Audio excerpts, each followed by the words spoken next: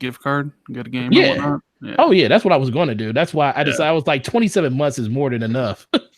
Yeah, I mean, you got Game Pass, you got Ultimate, you got Game Pass, and you got Live for fucking what, $1. 2 years, essentially. Yeah, it did. It was 27 months for $1. Yeah, couldn't pass up on that. No, I mean, I have bro. it for 3 years, and I think it cost me 60 because I bought. It cost me 30 because I already had a year of Game Pass and a year of gold. So I went and got a year of gold for 30 from the Microsoft store, since I can buy things from their employee store because I was invited. Nice. And yeah, so it was like for $60, I got 3 years of all that stuff. So I was like, yeah, I would have did that shit too, bro. Yeah, I'm like 1,000 points away from like the Microsoft Rewards thing. I'm like 1,000 points away from being able to pay for a full year Live. Yeah, I'm about 12 or 13,000 points away from $100 Microsoft gift card. Damn, I need to get on the ball with that. Dog, you need to do. I'm like I'm on a let me see, 297-day streak right now. Wow, nice. Yeah, mine's only like 30. I was always like forgetting. Like I would get like 5 days, and I would forget to do it on the weekend. Yeah, but now I just set like a reminder. Just do it. Like it takes 5 minutes. And I've been getting pretty lucky too, because some of the games that I got for Xbox from GameStop have been games that qualify for the 6,000 points. So I just got Rage and got the 6,000 points for a game I didn't even have to buy. My goodness, I'm so out of the loop with this stuff, man. You should get your $60 back for Rage 2, though. Oh boy, if you bought that shit, get your money back, bro. Seriously, I did buy it. I played like the first 2-3 hours of it, and I was like, wow, enemies don't respawn in the areas that you clear them out in, and the world becomes so barren. I heard the game is boring after 5 hours. Is that true? The game gets boring after 2 hours. Interesting. I haven't played it. I mean, I think the reviews were, I think it was one of the things I read consistently in some of the reviews, that it gets a little and then all the weapons boring. And then all the weapons are like, they're cool, but why would you use anything other than the assault rifle? Because it's like the most reliable weapon in the game. Everything else is like guys like skill whatever. Up, like brag about the shotgun, like it's the most amazing gun ever made. I heard a lot of people say shotgun's the way to go. Yeah, shotgun's the way to go. Yeah. Nice. All right, cool. Well, guys, we are live. We are having some Google difficulties, but apparently we're not the only one. Good old Google Hangouts can always count on Google. The joke out there is, if they can't get Hangouts right, how are they going to get Stadia right? Hey, Enrique, you can't say that, man. The Fugles going to come after you. You keep talking like that. Hey, man. Yes, the Fugles are going to come after us. Although we coined that, so right. What was that? We coined it, man. So you know they're going to revoke our redemption codes or something. won't be able to use Hangouts no more. Our YouTube channels will get shut down.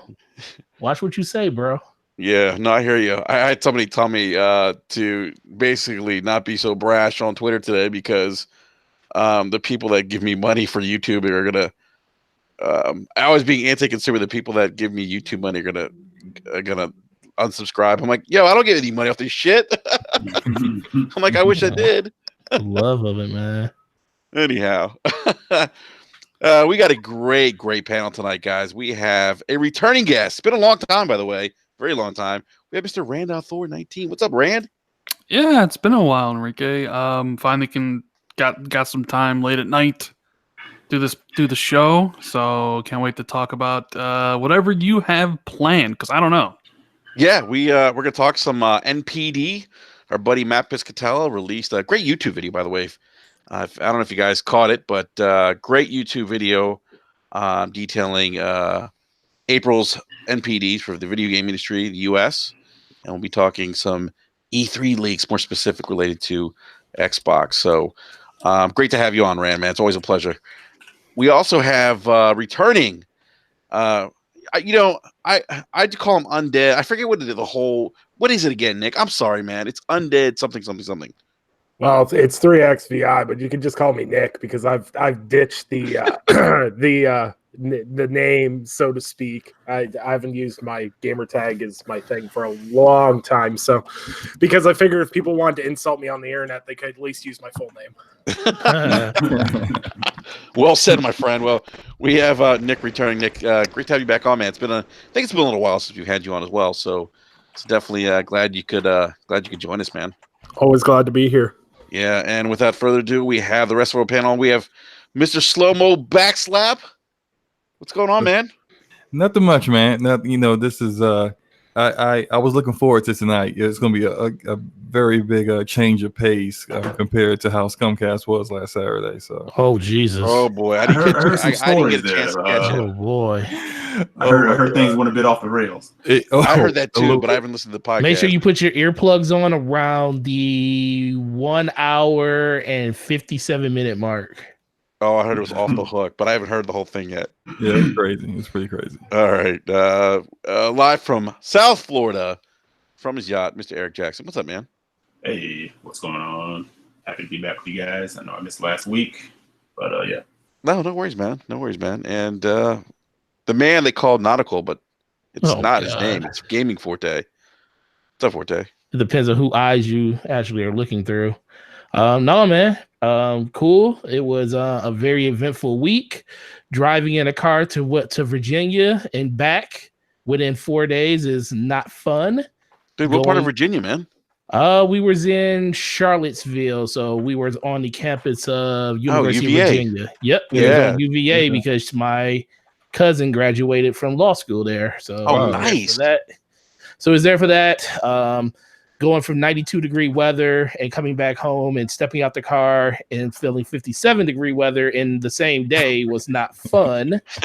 So that was a thing. And then great birthday. Shout out to everybody that was on Twitter and YouTube that actually said happy birthday. Yes, sir. Happy birthday again, man. That was amazing. My wife took care of me, even though she made me drive the whole way home. This is a PG show. No, she made me drive. No, my wife. No. Look, that's pillow talk, sir. We keep that in house. Right, where's your mind at today? I didn't know what you were going to say, man. You said my wife takes care of me. That could mean a lot of different things. I said my wife takes care of me. I mean, I don't know. She cooked some good dinner. I mean, could be. You immediately went to the filth. Slow-mo. It could be. It could be. Hey, slow-mo. Are you insinuating all I say is filth, Florin, filth? Sometimes, like Enrique has to reach up and touch the bottom, man. Man, my wife wouldn't have done anything. She was in a bad mood all weekend ever since Game of Thrones. So, really? Oh boy, she's hot. She's hot, bro. She hot, bro. She's like, I wasted 9 years of my life with this show for no reason. Oh, come on, you still have like the original show. No, bro. I'm sorry. That last episode ruined it for a lot of people. That last episode was bad, yo. It was pretty bad, bro. That was pretty awful.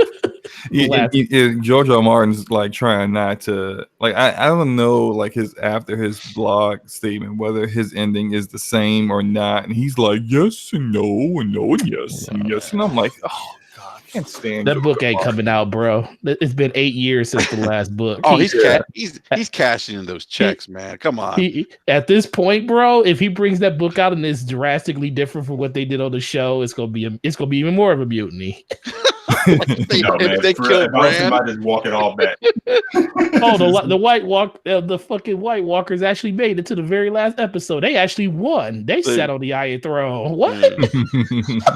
What happened? Rand, are you a Game of Thrones fan? Yeah, I like Game of Thrones. So read the books, watched the show. Yeah. Sure did. What about you, Nick? Yeah, I watched the show and I have complaints with the ending, but not everything can be Breaking Bad. That's true. Yes, I was gonna talk about this as a topic, but I was like, you know what, if I do that, it's gonna be like an hour-long conversation. But real quick, if we just get through this real quick, if everyone can give me like their quick elevator speech or thought on the ending, we'll go with you, Nick. What did you think, man? Well, There, like, when you have so many characters that so many people are emotionally invested in, like some people are invested in Tyrion, Daenerys, Jon Snow, whatever the case may be, it's really hard to get satisfactory endings for all of those characters.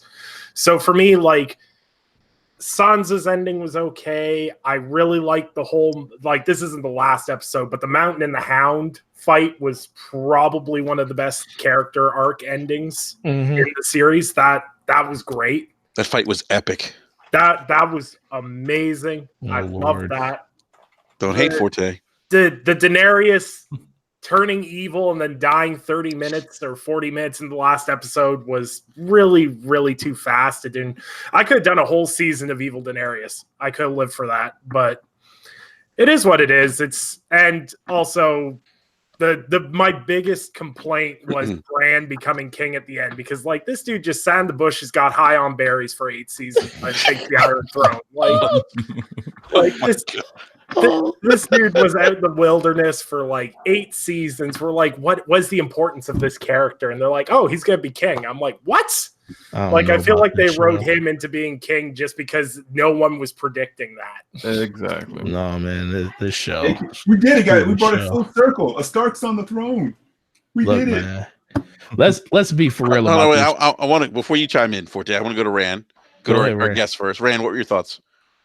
About the finale in particular, or specifically? I hated Bran being king. Mm-hmm.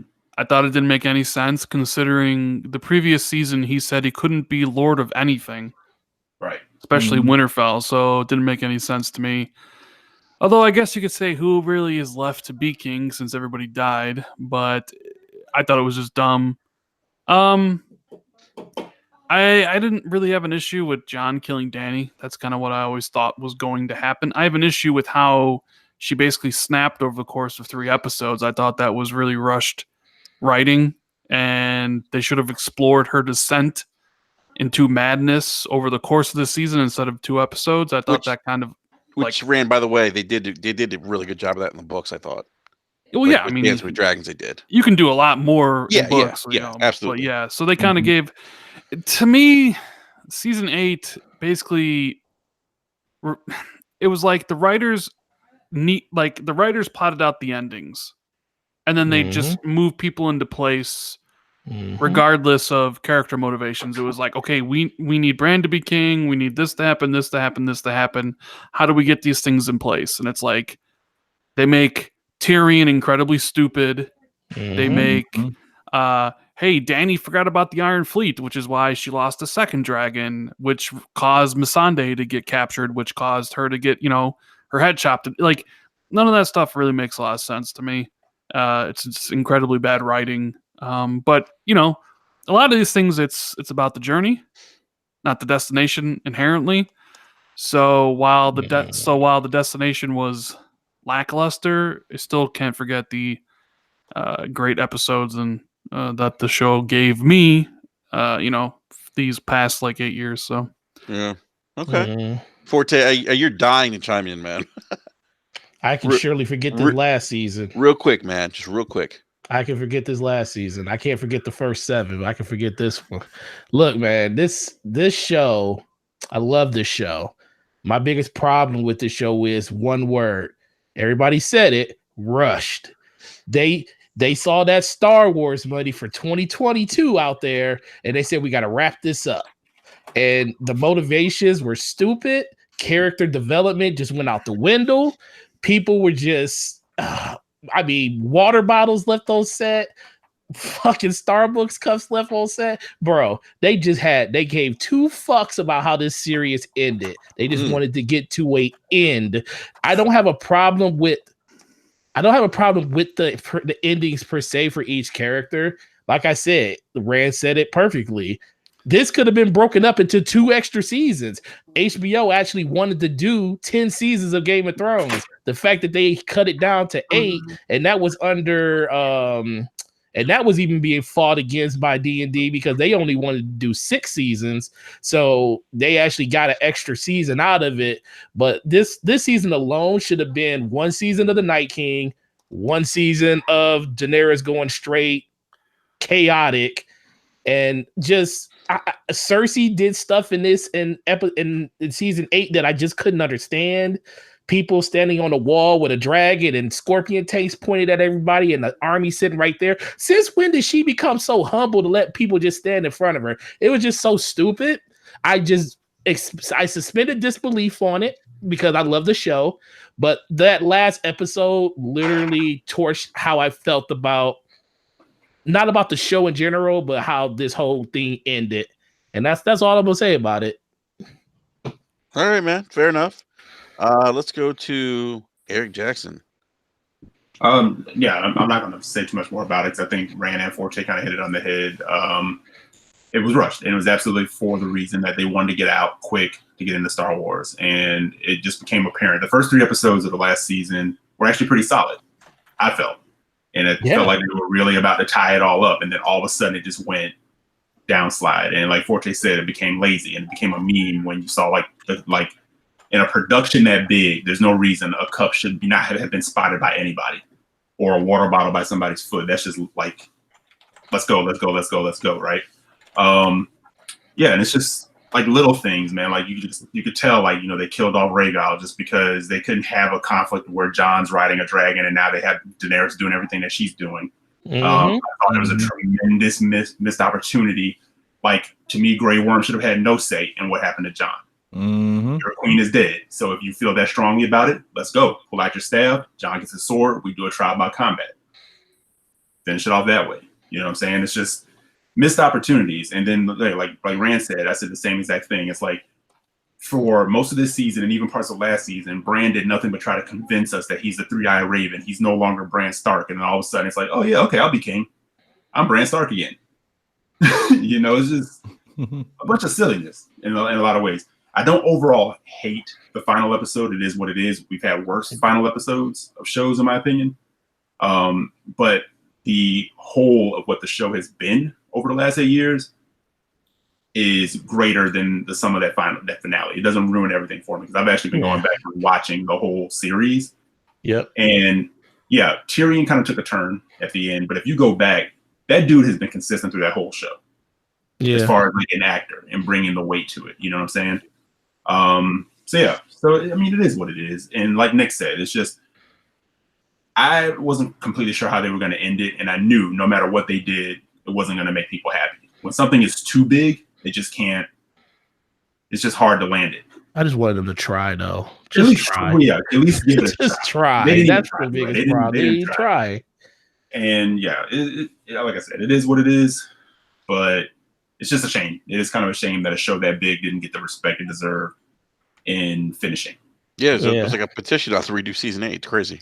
Yeah, and the thing with Tyrion, and I know a lot of people don't like with Bran. I actually liked what Tyrion did at the end. Like, he probably gave the best speech you could possibly give somebody to become king.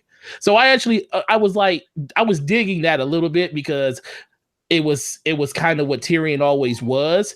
Now, why anybody would believe a person that, you know, is in jail or in shackles and you would take his word over anything else is another thing. But I actually liked the message he put out there for that to happen. That didn't bother me at all. Oh, can we address something real quick? Is Drogon like an ascended like being of a dragon? Like, he has the awareness to burn the Iron Throne? Like, that was the whole. I like how it took 4 blasts. I like how it took 4 full blasts from his breath to destroy Iron Throne, but literally he could go through a city of brick and rock in one pass and take down whole buildings. But we're not going to talk about that. I'm like, okay. He basically burned the Iron Throne because it was there for him to burn. That's the reason it happened. Except the guy that killed his queen literally right in front of him. Right. Yeah. Oh my gosh. I know they thought they were being clever sending, you know, Jon back to the wall, and I didn't care for that. I was like, it is what it is. Slow-mo, what are your thoughts, man? Oh boy. So real quick, man, real quick. This finale was so bad. This season was so bad. It tanked Game of Thrones from being what I thought was going to be the greatest, best TV series ever created to a tier below Breaking Bad and The Wire. And that's a pretty steep fall. I think that the writing took a drastic jump off a cliff in the last 2 seasons. They went from having the script, having material from the books that George R. Martin written. He wrote his characters character driven. That's the reason why he's having troubles even finishing the series now. And they just went to, hey, look, we got to get people here, get people there. It doesn't matter what the motivations are. It doesn't matter who the character is. Tyrion had a lobotomy in the past 2 seasons. Apparently, he can't think straight. Why would the Unsullied, after they're straight like slaughtering Lannisters in the streets because their queen said so. Jon kills their queen. They keep him hostage for what? For what? For what? What? So the nobles that you don't give a crap about can decide what to do with his fate. His fate is he's dead. You can have his body. You can decide what you want with his dead body. But that would make sense. Why is anyone even listening to Grey Worm? Period. He is a soldier. That's it. He has no say in anything. The fact that all that stuff just doesn't make any sense whatsoever. It's terribly written. I think I've yet to figure out any reason why no one suggested that Jon and Daenerys just got married. Why just squash the entire issue of, hey, these people don't like me. Oh, will they accept me? Oh, the North is going to succeed. So what? You're already banging. You guys are in love. She's married through this series. She's married other people. One that she was forced to when she was a child. The other one she did it to create peace in Marine. Now you won't marry the uniting entire country to a guy that you love. It's like they're intentionally ignoring obvious things that George R. Martin, mistakes that George R. Martin wouldn't make, and it's just it's unfortunate. But like once after like the third, after the long night, the Battle of Winterfell, and that completely ridiculous battle, I just stopped caring. I just don't like. My disappointment was so deep. It was just like, it doesn't matter how this ends. Oh, Bran's the king. That makes no sense. Okay, really, what are they gonna do when Bran goes into one of his warging things and his eyes go up in his head? We're just gonna sit here and wait for him to get done. Well, he's looking for Drogon right now. So. He's on the throne about to give a decree. Oh, never mind. His eyes are gone up in his head. Well, just give him a couple of minutes. He'll be back in a little 5 minutes. Yeah. And then on top of that, 14, it's like, why is he looking for Drogon? What? Why? What did Drogon do? Leave that dragon alone. Like, the further away, the better. Yeah. You don't want him coming back. And speaking of which, you talked about the long night. Where did all those Dothraki come from at the very end, at the beginning of episode 8? Why was there a fucking armada outside the damn steps of the Red Keep? They were like the military reserves. Yeah, somebody said that we talked about in the live chat. I forget who it was. That there were still plenty of Dothraki. Yeah, where were they? And then what happened? There was like so many Unsullied. I'm like, what happened?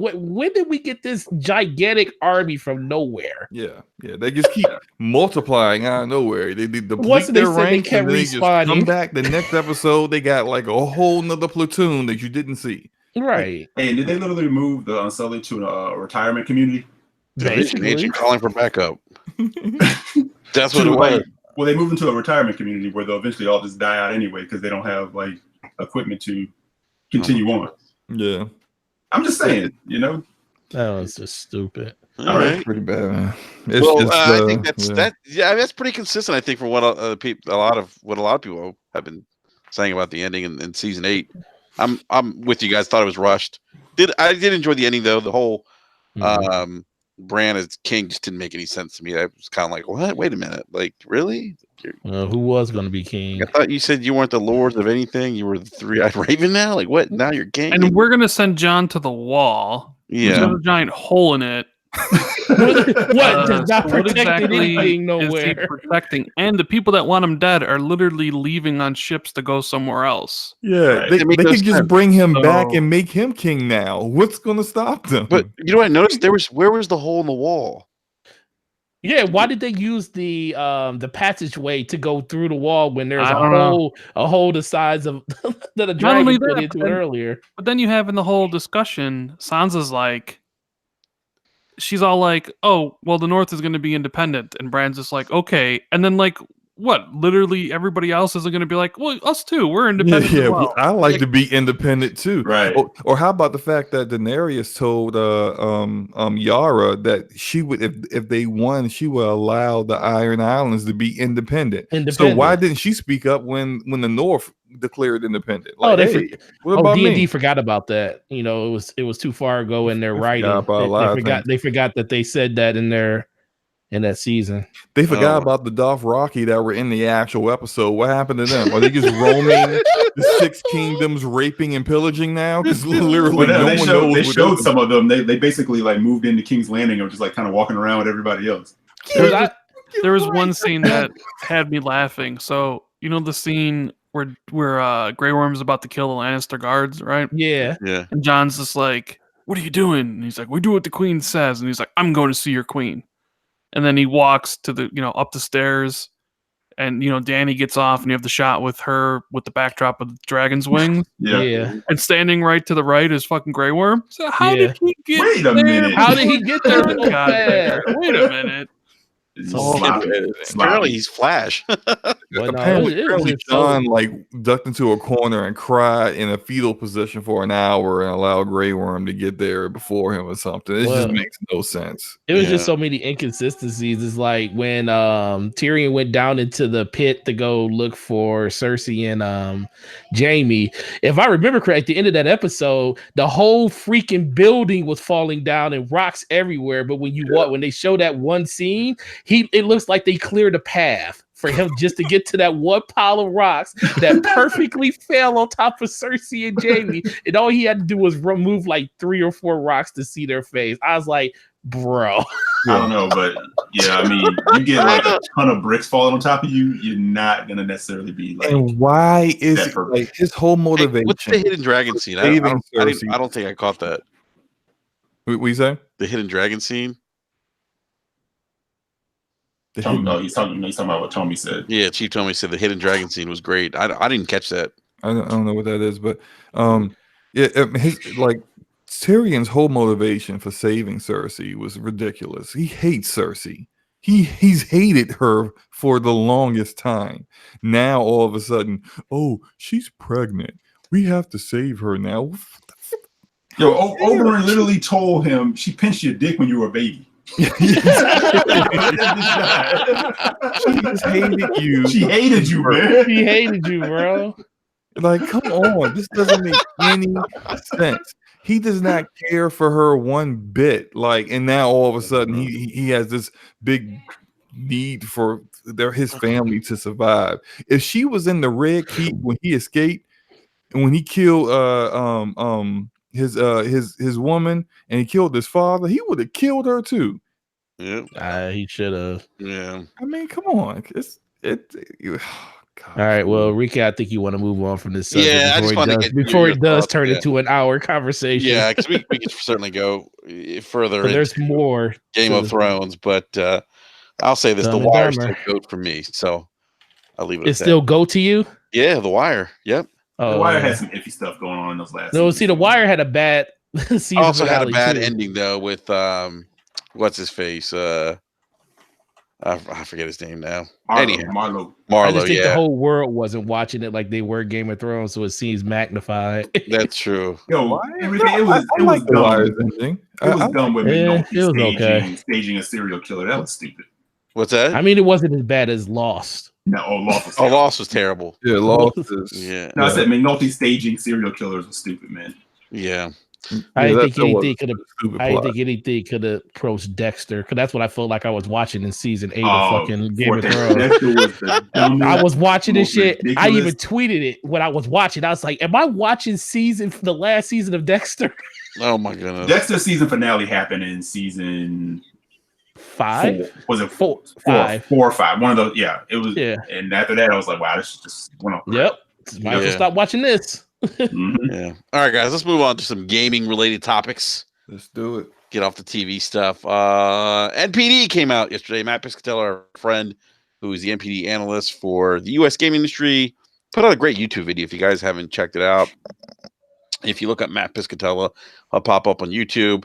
Put out a great video with April 2019 NPD numbers. Mortal Kombat 11 was the big winner here. It was top selling game on all platforms. First time in 17 months, actually non-Nintendo game or non-Nintendo first party game was not the top seller on the Switch, which I thought was actually kind of interesting. No surprise. I say interesting, but also not surprised. And the last game to do that on the Switch, I believe, was Mario Rabbids, which was Ubisoft game. So Mortal Kombat is the second best selling game year to date behind Kingdom Hearts 3. Are you guys surprised by how well Mortal Kombat 11 did for the month of April? Not really. No, absolutely not. Because nothing else came out. Well, Days Gone came out. No, really? Like he said, nothing came out. No, I mean, Days Gone's Sony really marketed Days Gone. I mean, it came in second. It's Days Gone is a really good exclusive for Sony, but it's not a system seller. So that's why it's not going to sell as well compared to Mortal Kombat being on 3 platforms. Well, actually 4 if you count PC. 4 PC, yeah. Yeah, so it actually sold pretty well on Switch too. Yeah, and it was a top selling on all 4, PC included. So yeah, so sold gangbusters.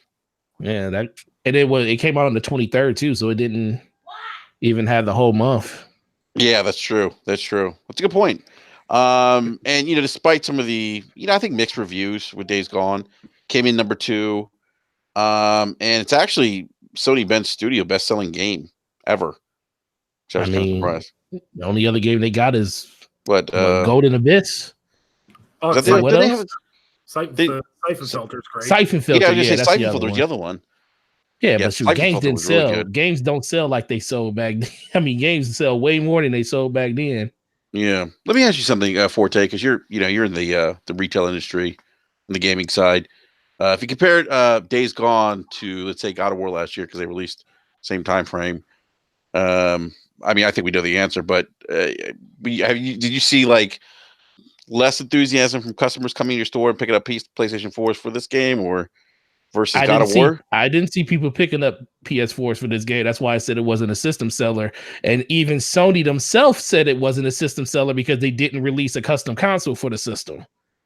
Normally, think about it. The big games that they released last year, Spider-Man and God of War, both had systems that released with it. Not saying that every first-party game should have a system tied to it, but that's a good indicator to let you know if they consider that to be something that sells system, especially if they do like a custom job to it. People did pick it up. Me personally, I saw more Days Gone excitement in my store than I did see for Mortal Kombat. And it was just and I think it had a lot to do with Mortal Kombat coming out right before Endgame was released, and Days Gone came out right after Endgame came out. So it was kind of hard to like really pinpoint why one was a little bit busier than the other one. But I think God of War is just a league of its own. I mean, a lot of people were just interested in the different changes that was coming to the game. They didn't like the changes, but they were willing to give the game a chance because it's God of War, compared to Days Gone being an unproven studio when it comes to the major market of PS4 and Xbox One. And I think people that play Golden Abyss like myself was willing to give them a chance. I enjoyed the game. I think the game was fun. It does get really boring and repetitive the further you get into it. But overall, anybody that expected this game to do anything remotely on the success level of God of War, you were kind of, reaching on that one. And even Sony does really good marketing, but did you notice it felt like they marketed this game more than they marketed God of War, because God of War really doesn't need marketing. Not that type of marketing. Days Gone was everywhere. everywhere. Yeah, I don't know, man. I don't remember. I don't really remember the marketing for God of War. But yeah, you might be right with that. I don't remember though. You Interesting remember the enough, marketing for the new God of War? Yeah, the new God of War. What? Man, they had that everywhere. They had it on. They were showing it in basketball arenas. Like, oh yeah, that's right. Reflecting They off the showed floors. the. Well, I'm talking about like what they did with God of War is they did more arena where a lot of people are focused type stuff. They didn't really do it on like TV, like when it comes to like showing a commercial and on the back of every YouTube video. They didn't do that. Compared to Days Gone, they did that. They did like they didn't do the big marketing like, hey, we're gonna put Days Gone on the side of the Warriors NBA basketball court, or we're gonna do this for a football game. They didn't do that, but they did do more like viral marketing when it comes to just putting it on TV, putting it at the end of people's YouTube videos. I would see it at the end of an Xbox video, which was funny. So I think that's the difference when Sony looked at it, is like, we're gonna streamline the way that we do this, but we're not gonna go completely full all out like we did with God of War. Forte, did you see a lot of Rage 2 advertising out there? Only in GameStop. I saw it on my TV every day. That's the only place I saw it. Okay. Seriously, that's the only place I saw it. That was a loaded question, but okay. No, but it was the honest to God truth. Yeah.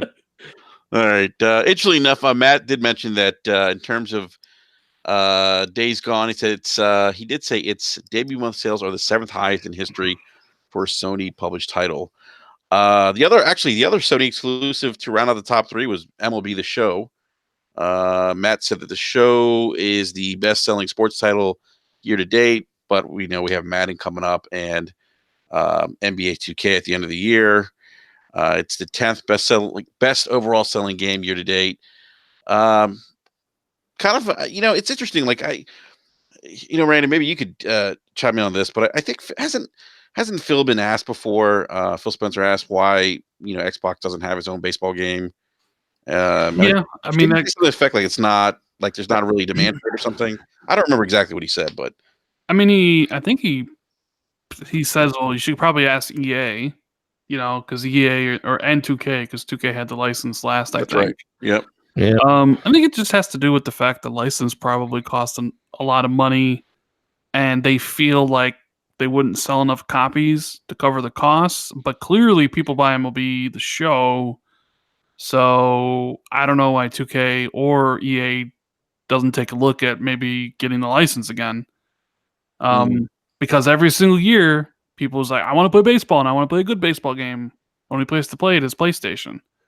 There is like an RBI game which has no MLB license that comes out every year, but it's usually bad. So it's like, hey, if you're a baseball fan, there's only one console for you. It's not even Nintendo, because Nintendo doesn't get it either. No, they don't. It's just PlayStation, and and same thing with PC, because I don't think there's a baseball PC or there isn't. game. So it's just PlayStation, and it seems to sell pretty well for them.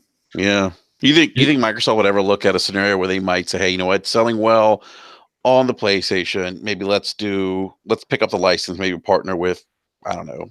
No, they would have done it already by now. I don't. The thing is, the reason I think it's not going to happen is because I think the world's it's not big enough for more than one baseball game. I think Sony has stayed consistent with it, and they have built a very, very, very good, competent baseball game. And I think anybody that tries to even come into that market probably won't even see the residuals for the people on other platforms, because the one on PlayStation is so good and so established. So plus I don't think the base of people that want to play baseball is big enough for just more than one. Maybe you can get 2, but it really takes a lot for the publisher to go in and say, hey, we're going to probably sell half the amount of games that we normally sell, because the platform on the other platform sells better. And then why would you have baseball on PlayStation 4 when the show's over there?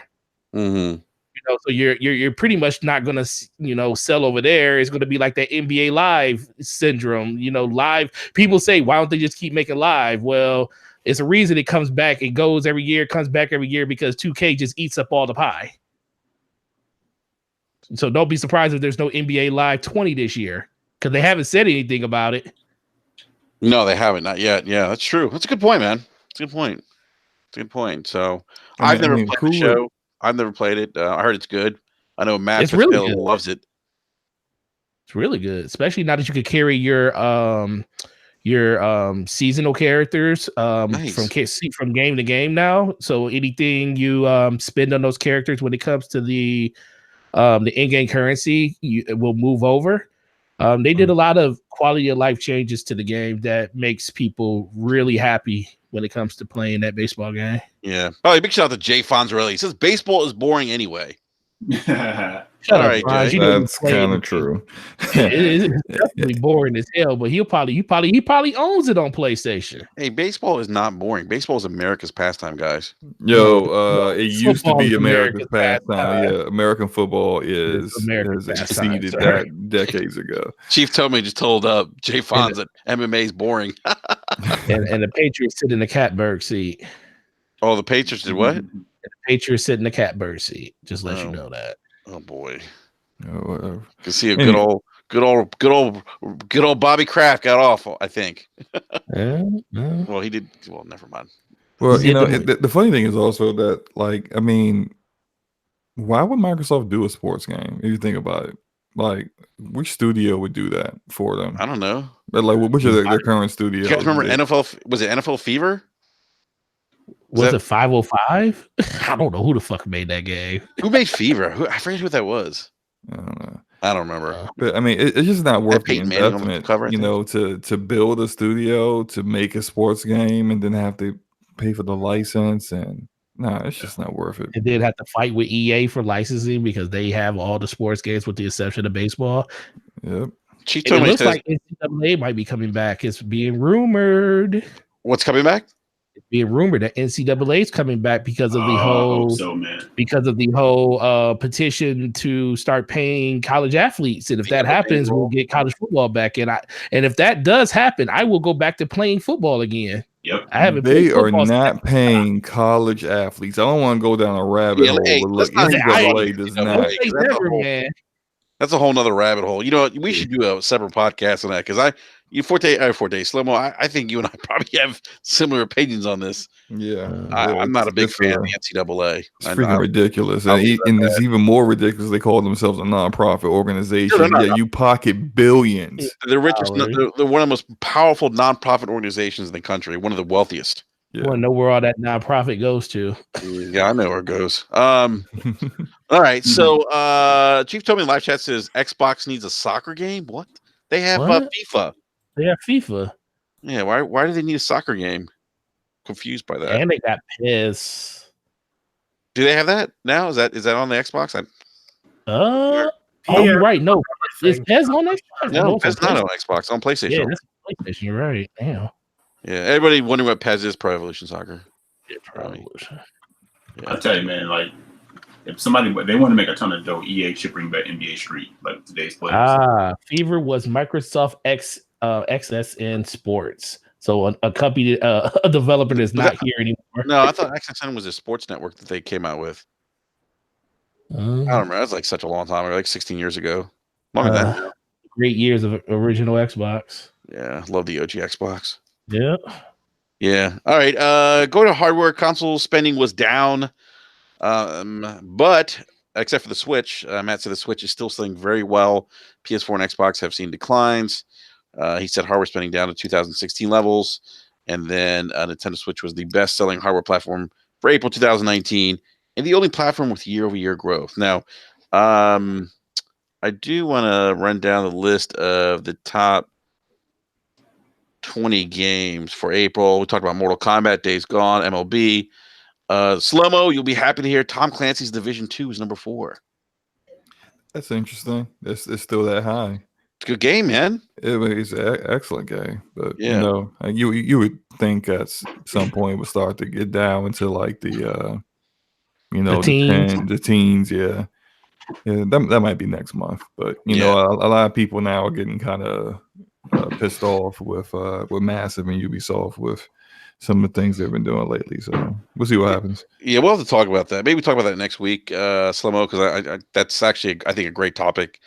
We're just short on time this week, but 5 Super Smash Brothers Ultimate. Grand Theft Auto 5. Holy shit, number 6.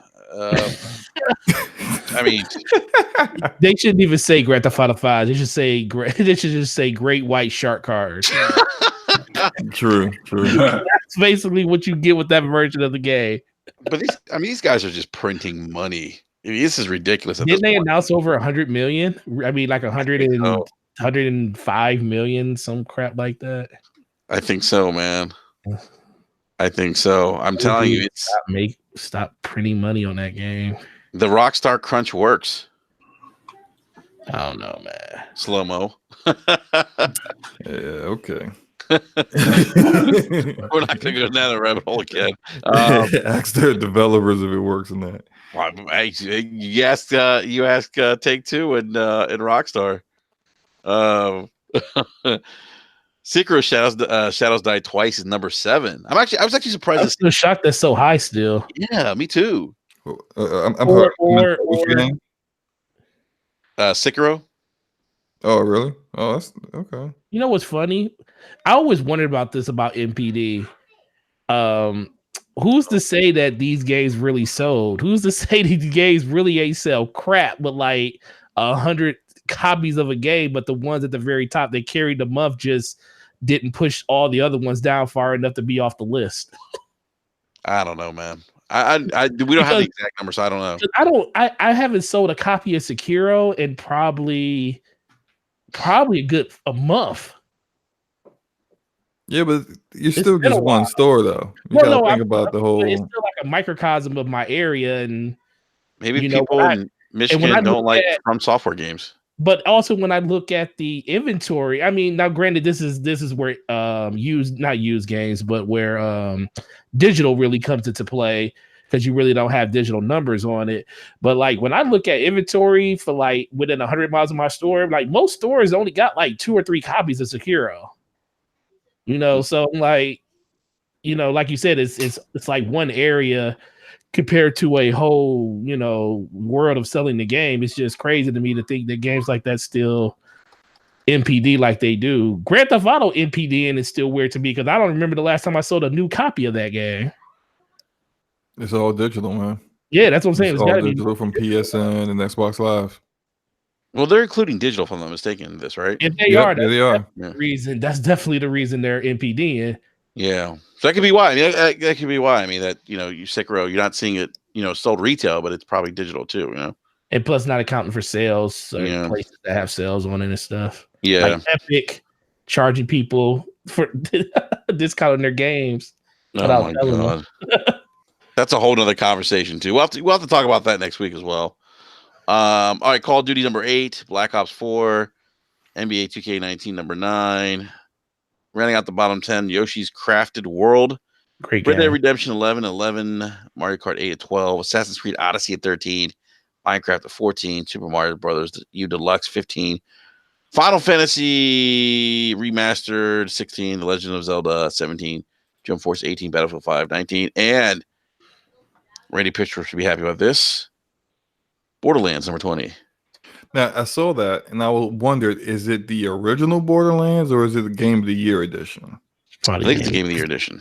But it doesn't really specify which one. But I gotta go back and look. It's got to be digital if it's the first one, because you can't even buy the original one new anymore. Yeah. So it probably is the Game of the Year edition, which I mean, it's good to hear. I mean, it's pretty fun aside for the screen tearing. Screen tearing is pretty aggressive. Yeah, it's a lot of it, but it is a lot. 60 frames per second, 4K.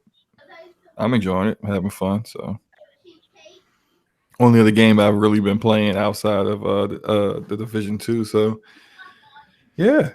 I mean, I think Borderlands 3 is really going to probably blow up if that game got into NPD. And I can't wait for Borderlands 3. Oh, Borderlands 3 is life. Who's picking Borderlands 3? Me. $250 vote Diamond Vote edition, baby. Let's go. Yeah, I've already pre-ordered the Super. What edition do you have? Edition. The Diamond Vote Hunter edition. Which one is that again? $250. It comes with your own clap track that wakes you up in the morning and cooks you bad breakfast and stuff like that. Brings you oatmeal. Well, you got a $250 game, dude. Are you really about to act like this is something? You do I have to turn my camera on so you can see the $400 collector's edition of Darksiders 4 or 3? Yeah, I still can't believe you spent that money on that, man. Hey, I'm not hating. I'm just mad props to you, man. I'm just, bro. Dude, okay, see, this is the thing. I'm blessed, so I don't I'm blessed, so I don't have to buy too many games. So the games that I want to buy and I want to buy collector's edition for, I will pay the money for them. This is the thing. I'm gonna probably end up getting a copy of Borderlands. I'm gonna get a copy of it probably for free. I'm probably gonna end up raffling that off on BRAP or something because I won't need it because I'm gonna buy the Vote edition. But it's like, games like that. I love having collectors for games like that. I have every collector's edition for Dark Souls or Darksiders. I have every collector's edition for Destiny. I'll have the one for Borderlands. So it's like, I mean, I have all the ones Halo had because I'm a Halo feed. And man, whatever other thing that comes out that I don't even know they're going to announce at E3, I'll probably have that too. Mm-hmm. I'm like King, man. King be coming up with these ridiculous statues that he posts on his YouTube channel that look like they cost $7,000 each. Shout out to King. That man has a really good statue. He got some really good taste in statues, by the way. Yeah, that Punisher statue is nice. Well, freaking beautiful, bro. Yeah. Big shout out to the Iron Lords, by the way. Jesus, yeah, he's gonna run out of room. He already ran out of room, bro. You already see he had to take the IKEA glass cases down because they were too big. Yep. He had to put shelves up just because they wouldn't all fit in there. Jesus Jones. Oh my goodness. Hey, so is it true that Sony Microsoft deal isn't done, according to Jim Ryan? You guys hear about that? Yeah, I heard about that. I heard about it. Right, Rand, what you know about that, man? I mean, they said that the partnership isn't like 100%. That they just signed a memorandum to explore things that they wanted. Mm-hmm. But I mean, even in Sony's Investor Day slides, they talk about how the partnership with Microsoft will help them reach scale for their cloud streaming stuff. So it's kind of like when Microsoft bought those studios last year. They weren't officially official until months after E3. Right. You gotta go through all the different legal stuff. But I mean, all they've agreed to is a memorandum to explore those things. I would imagine more than likely it will lead to an agreement, but the agreement isn't 100% finalized just as of yet. I mean, I guess it's always possible they could rescind the agreement and Sony could choose somebody else, like Google or Amazon. But that might be, you might be angering people there. So I would imagine this goes through eventually. I don't think this really has any impact on any of the short-term stuff for PlayStation. Mm-hmm. Anyways, this was more of a long-term 5 years, 10 years from now type thing, rather than something you would see immediately. Anyways, Yeah. So if you think about it, so I remember I think it was the Bloomberg article said that Sony was negotiating with Amazon last year, pretty much for the same kind of thing that, that they're now entering in with Microsoft. So the fact that they never even announced that and talks fell through kind of shows that this is probably further along than they got with Amazon. Would you guys agree? Totally. If you'd asked me last year, I would have said Sony would just do business with Amazon like they've already done. A lot of the PlayStation Network is built on AWS anyways, so I thought they would just continue working with Amazon. So it was a really big surprise that they chose Microsoft to explore the possibilities and not Amazon. Yeah. So and then another part of that Bloomberg article also said that Amazon is exploring doing their own game streaming platform or service or something, maybe something similar to, I guess, and this is just me speaking, something similar to what Google was doing. So maybe that was something that like Sony wasn't cool with. Like, oh, so you're gonna help us, but then you're gonna also do your own thing, and you're gonna like maybe they just didn't really want Amazon to be into this arena as well in this gaming market, which I'm pretty sure none of them want Google in this, because if you look, matter of fact, if you really think about it, Google's right? the future, Slow-mo. Well, I think it's better to work. Stop it. Stadia is the future of gaming, man. Come on. I know you guys is. But look, if you really think about it, right? Every time we see these financials come out about about Nintendo, about the PlayStation division, about the Xbox division, they're all making billions and billions of dollars in revenue. They're all making profit. Now you look at like what all the gamers out there, how many people are really gaming, how many people really spend money on this stuff. They're probably thinking, you know what? Does Nintendo and Microsoft really care that they're not in first place? I mean, yeah, they do, but do they? I mean, they don't care so much. They're like, oh no, we're going to quit. No, because we're making money here. So everyone's eating well. Everyone's doing good. But then you start introducing more people, more platforms, more companies who are at the level of Microsoft when it comes to being able to throw money at studios and just build up a first party off of just spending money on it. Then it becomes like, hey, maybe we might actually not be doing so well next year. Maybe we might be the odd man out. I think the old guard, if you want to call them, Nintendo, Sony, and Microsoft, they're kind of like, hey, we don't want you new guys here. We're doing good without you. Well, that comes back to the whole, enemy by enemy thing. When it comes to Sony and Microsoft, they look at it like, well, I know my enemy, so I'll align with my enemy, because why would you align with someone you don't know? So they know what they know what Microsoft's in it for. Microsoft knows what Sony's in it for. They have a healthy business relationship with each other where they feel like, hey, this is what we want to do. This is what you want to do. No one really knows what Google is planning on doing down the line. And we also, like you said, don't know if this is going to be something that's going to be sustainable for long term, because Google likes to drop things at the moment's notice. True. So it just comes down to how it takes off for them. So I think Microsoft, if Sony was in contact or in talks with them, they're saying, hey, well, they don't even know exactly where they're going with this yet. They're still working on it, where we know Microsoft has a clear, precise plan on how they want to grow their service infrastructure. And it has something to do, a lot to do with gaming. And that's what Sony's mostly, well, not Sony, but PlayStation's mostly their biggest profit share is in. So that's why I think that makes more of a sense than anything. All right, cool. Interesting. I don't agree with you, Jay Fonzarelli. Fugel, he said Fugel's DOA on arrival. Oh man, but biggest thing is, Nick, Nicholas, what do you think about all this?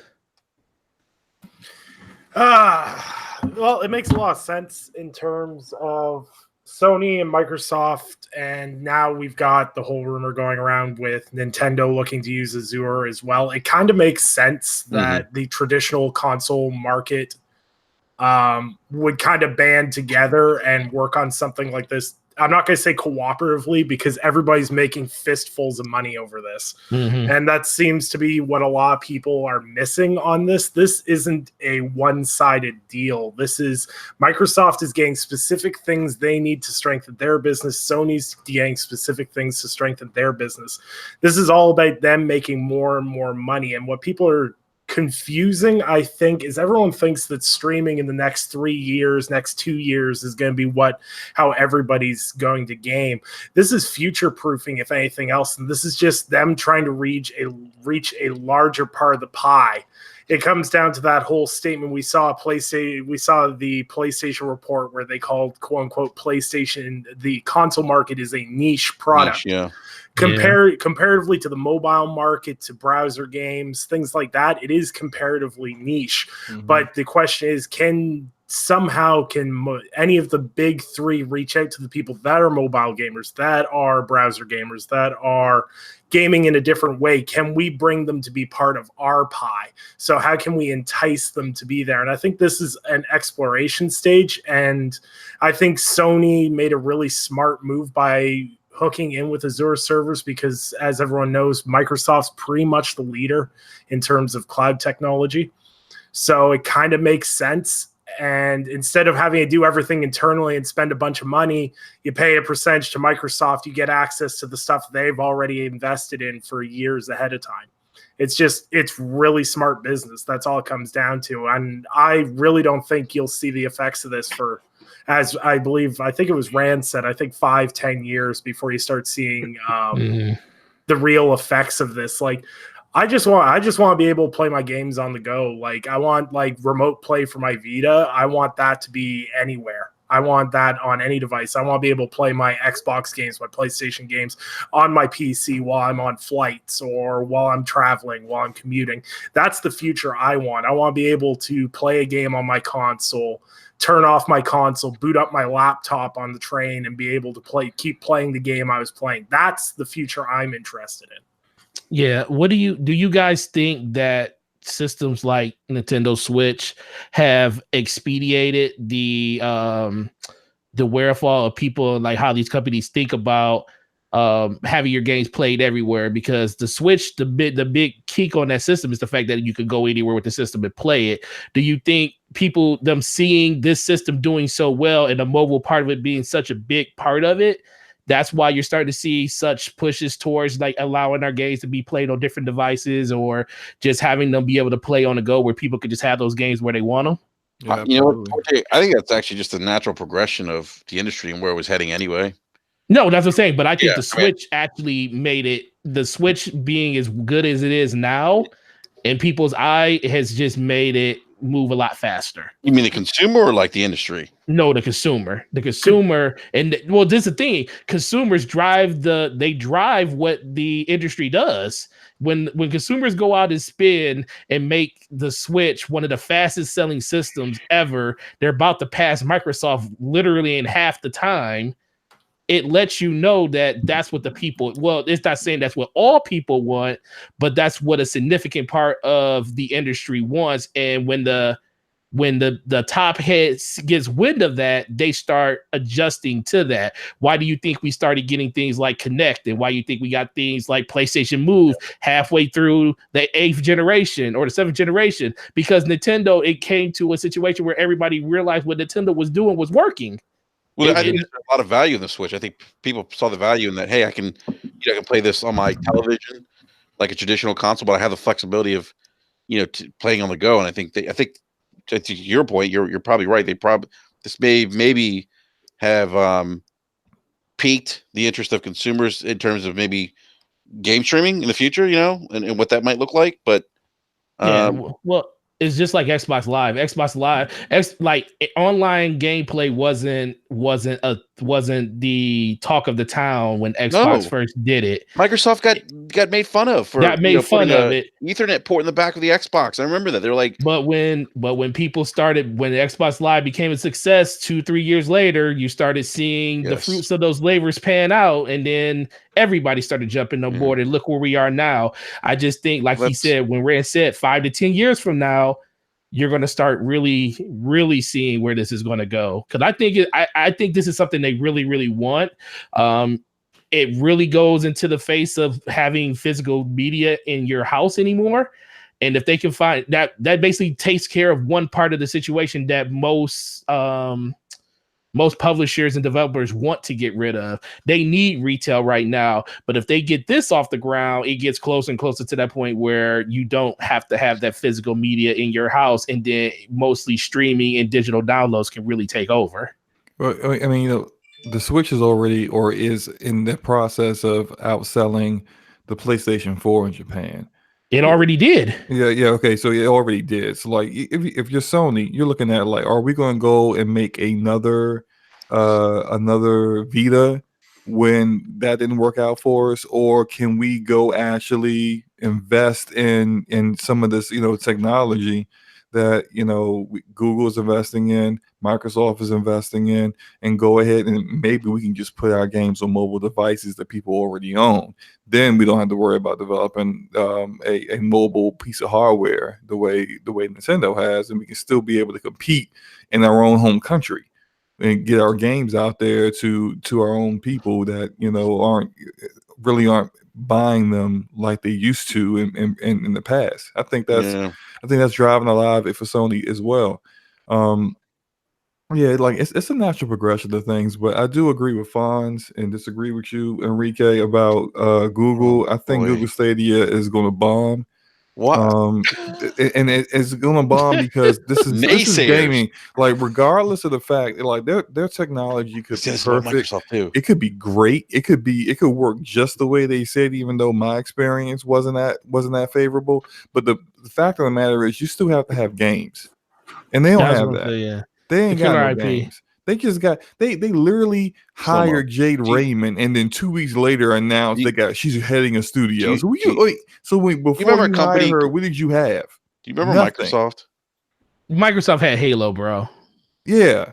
Okay. Microsoft had at least Halo. one game. They stole it from PC. All they have to do here, here's what my take on this whole Stadia thing. The appeal of Stadia is having access to content on the fly through the YouTube app, right? YouTube is everywhere.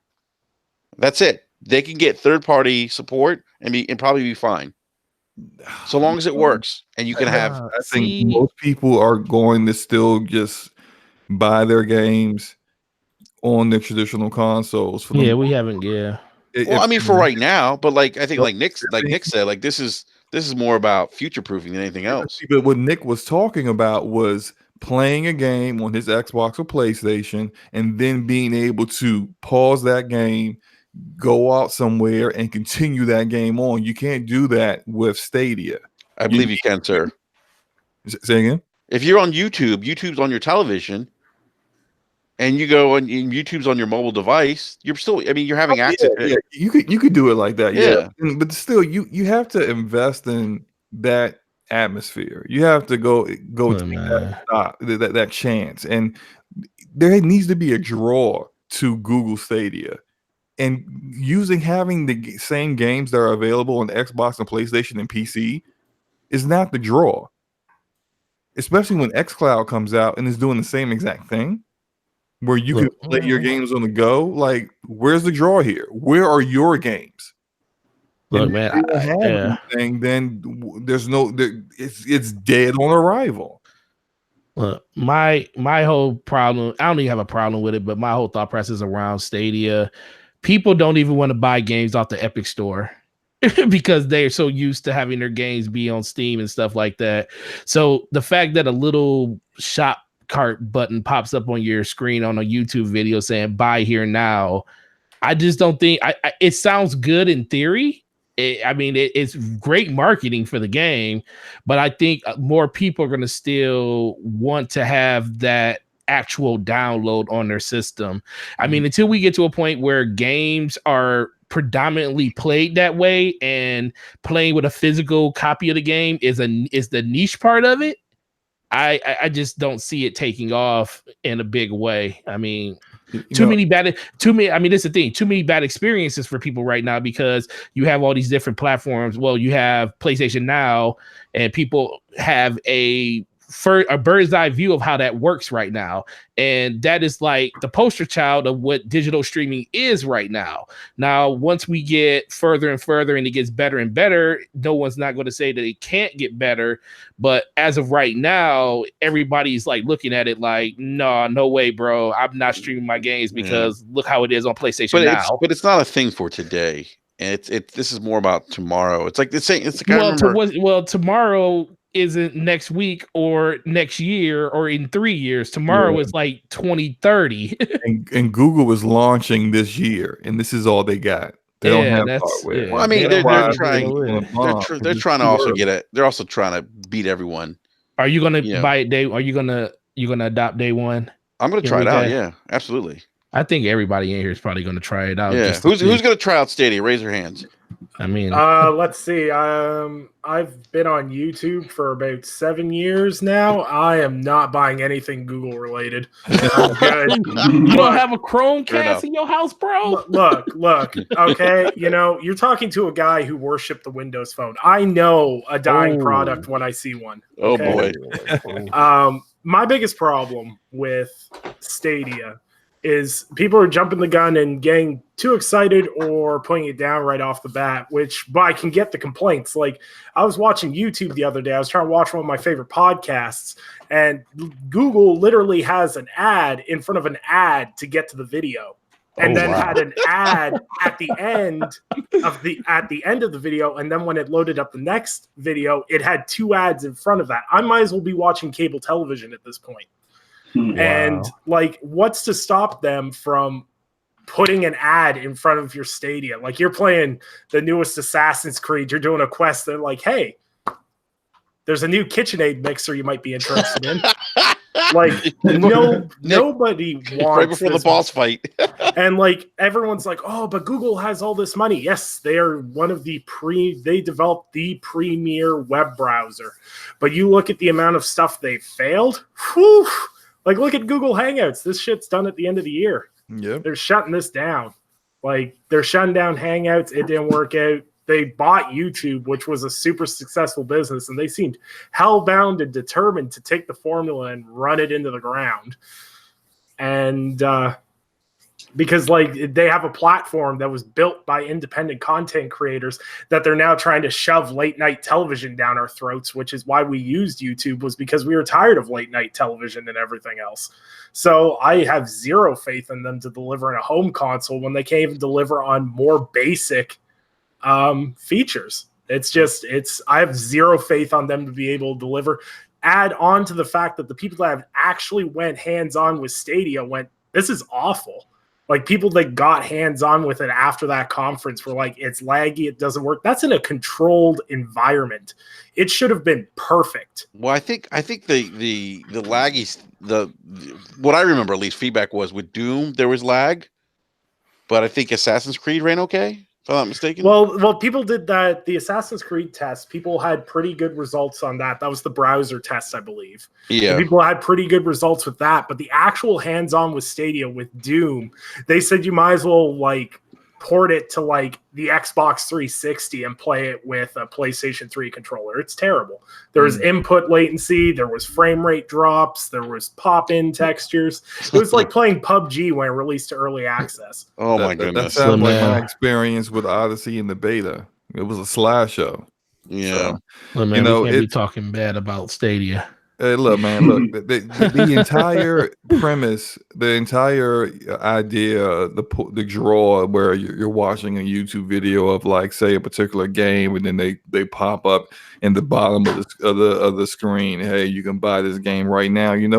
Amazon did that with Twitch, where you watch, content creators playing the game. Mm-hmm. And they have the option of you buying that game right then and there, and that didn't take off. This is like, that's not a new concept or anything. That is true. It's like, if you don't have original games, there's no reason for people to come to you.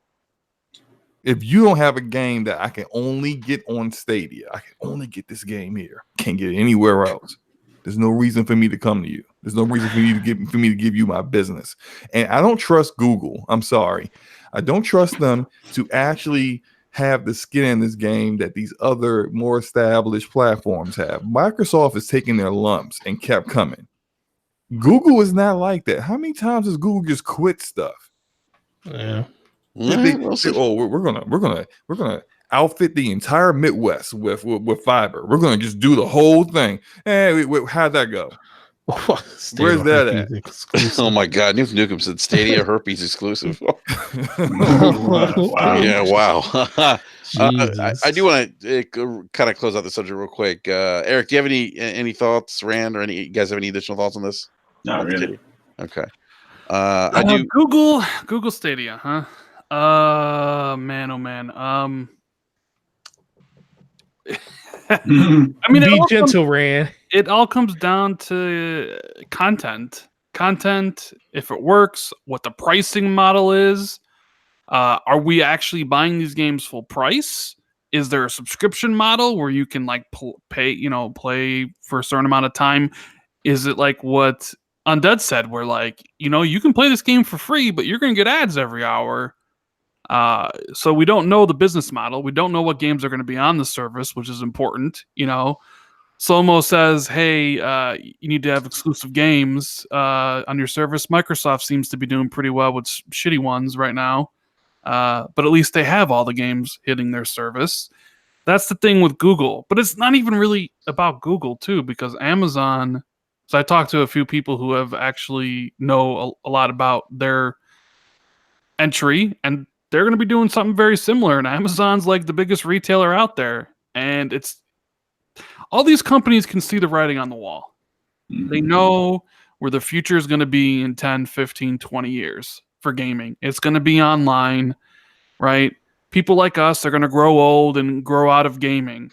And the younger generation, the Fortnite kids right now and even younger, they're just used to just picking up their phone and playing something, or playing something on their iPad or their TVs. So, Rand, so majority watching other people play. Yeah, watching other people play. That's a great point, Aaron. Yeah. Rand, so quick, I just want to. I don't mean to interrupt you. Just quick, like, kind of go back to what you said about the younger generation, because I have young kids. You said the Fortnite generation. That's like, to me, like the free to play generation. How do you get those folks on board? That's the big thing, right? Like, as I saw Matt Piscatella say, half the people on mobile don't play anything. So the concern is, how are you going to get people who don't consider your game or product worth spending money on to spend money on it, right? And that's some of the questions I do have for Microsoft about their platform of like, we want to reach 2 billion gamers. Understandable as a business. I get it. You got to go for it. You got to try. You got to be there. What if you're the first? There's potential gold mine there. The problem is the content that you make, are they going to want it? Is a mobile gamer going to want the content that you have because suddenly you now remove the barrier to entry, which is the console? It all sounds great. Oh man, imagine playing Gears 5 on your mobile phone or your iPad without having to spend $600 on a console. The idea is great, but in actuality, is any free-to-play gamer who plays Candy Crush or any of those other super popular games on phone going to be like, you know what? Gears 5 is what I've been missing my entire life. I never this was the thing. Right. I am going to play this. So I still have my doubts that those 2 billion gamers are going to give a shit about, or give any shit rather, about what Microsoft is making or what Sony's making.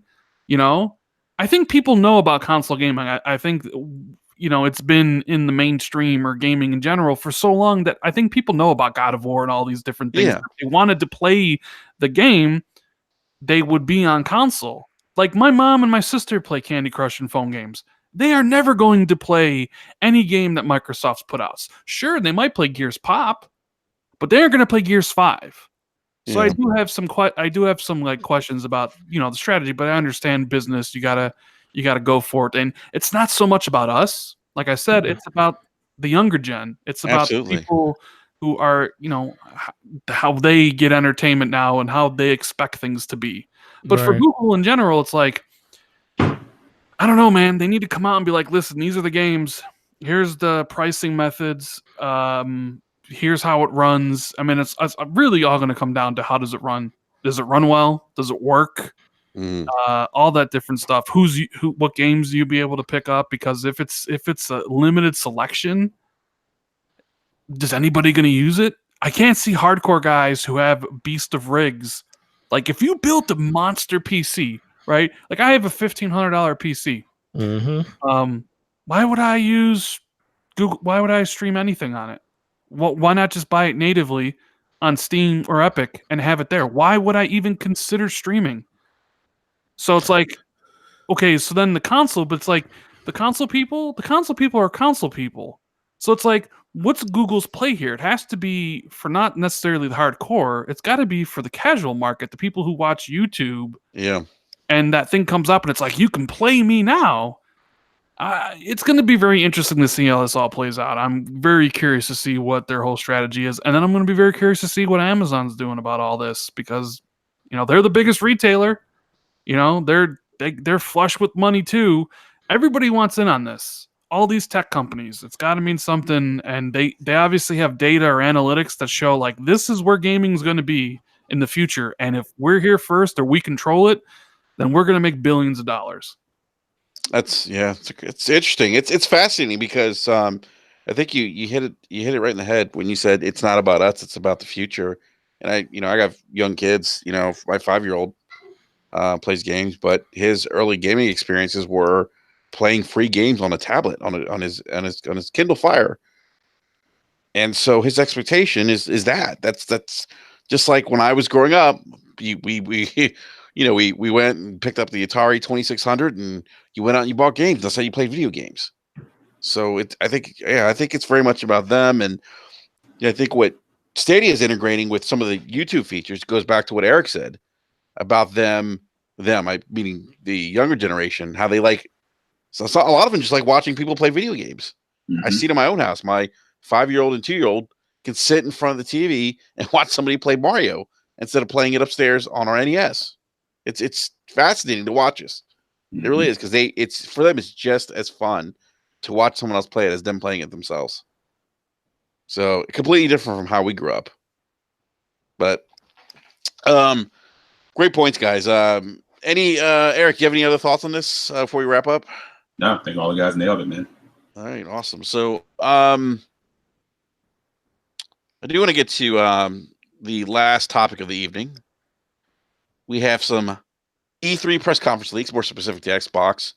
I feel like every year the Xbox E3 press conference supposedly gets leaked. I feel like we have this conversation every year. Over the weekend, a NeoGAF user, I can't pronounce it, Browdryer, pronouncing that correctly? I don't think I am. Apparently he released some details about what Microsoft's going to be talking about at this year's E3 2019. He did mention some of the games that will appear at the show. He mentioned Halo Infinite. He said there would be a new trailer, holiday 2020 release date, Gears 5 full gameplay reveal demo, walkthrough, multiplayer September release date. Gear Tactics, new trailer, release date for PC later this year. Ori and the Will of the Wisp, final trailer with a release date for later in the year. Bleeding Edge, Ninja Theory's next game. He did say he's hearing some conflicting reports about this game. One saying that it's a co-op horde-like sci-fi shooter with aliens across different planets and intense boss fights. And then another that's an arena multiplayer PvP game. He says he doesn't have 100% confirmation exactly what it is. He says one thing's for sure, it's indeed in a sci-fi universe, most likely a cross-gen title as well for 2020. He did mention The Outer Worlds. There'd be some more information on that game, new gameplay trailer release date, Cyberpunk 2077, an update, new gameplay trailer, and a targeted release date, Age of Empires, gameplay reveal, 2020 release.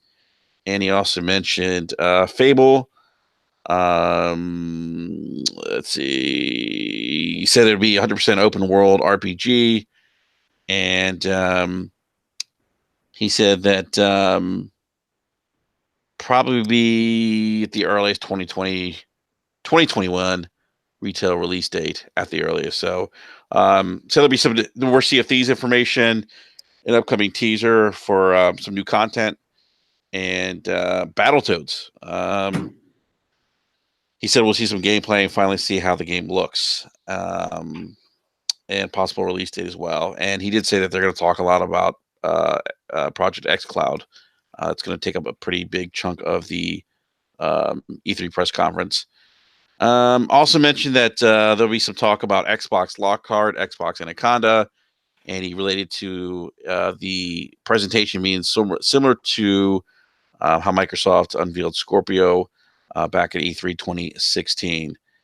I think that's pretty. Anyone pretty much it could have wrote that. Yeah. He did mention there's some other rumors. I think it was Mech Assault. Another Forza Horizon expansion. He mentioned something about Capcom's next big title. He didn't say anything about the Forza Horizon expansion. He just said they're going to tease the next gen Forza. Yeah, that's what he said. Yep, exactly. Yeah, which is dumb. You don't think they should tease the next gen? No, I mean the whole thing is dumb. The whole thing is, it's like Forte just said. Literally anybody here could have written this thing and passed it off as an insider. Hey guys, I'm leaking all of Microsoft's press conference. What's going to be? You're going to mean to tell me Halo's there? You mean to tell me that Gears is there?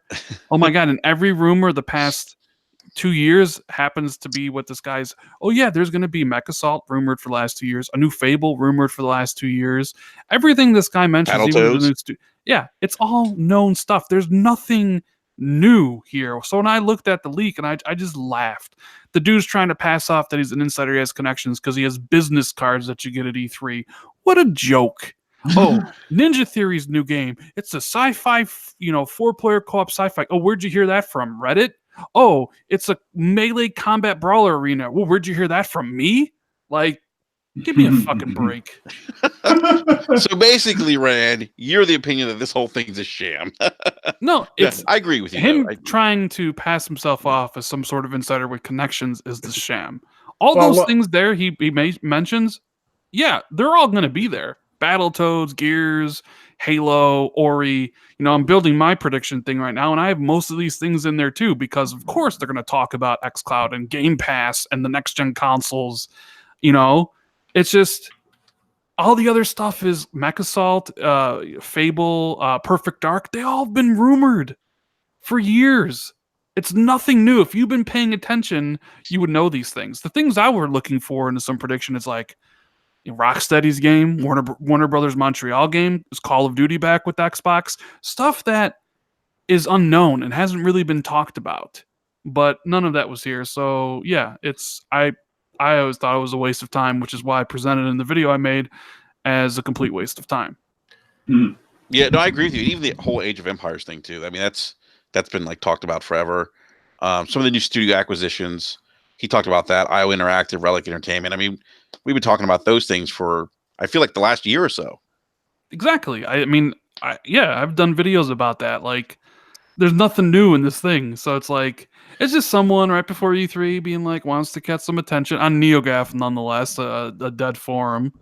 Last year, Microsoft's E3 didn't leak. If it's going to leak, it'll be literally the day before or the day of. They moved from the Galen Center where things leaked, and now they're at the Microsoft Theater, a little bit tighter control. A lot of info didn't get out last year. So when I read this stuff, I just kind of have to have a laugh. And didn't this supposed quote unquote leak not actually say which studios were being acquired, right? Yeah, just that he knows that they're in talks, and he presented it's like these are things 100% happening, have a strong chance of happening and not happening. You already screwed up when you're already listing tiers of things that may or may not happen. I thought it was the entire show. What happened to may or may not? Come on. Look, his whole credibility went out the window when he posted on NeoGAF. Like, come on. Nobody, like, if you're trying to be an insider in the industry, you're not gonna if I had like a document that was Xbox's E3 conference list with everything sitting right in front of me, I would not run to NeoGAF with it. That'd be the last place on earth I'd take it. I'd run it to Reset Era because that would be the logical choice. The fact it was on NeoGAF, I was sent the link, I read half of it and went, this is just a guy who, as Rand said, collected all the rumors and compiled it into a nice little list for us. That's it. And like saying things like Gears of War is going to be there. Like, my 3-year-old could tell me that Gears is going to be at Xbox's E3. And like, it's just, I find the build up to E3, the more years I've been on social media for it, the more annoying it is, because either people are screaming from the rooftops, blatantly obvious stuff, or they're just hauling and making stuff up. Like, come on, like some of the rumors we've had over the years, pre-E3, where it's like, that's going to happen, and it never happens. Like, don't you remember last year? There's no way Rocksteady doesn't show the new game they're working on. Rocksteady comes out the day after E3. Yeah, we had no plans on showing anything. Yeah. Where'd that inside information come from? Nowhere.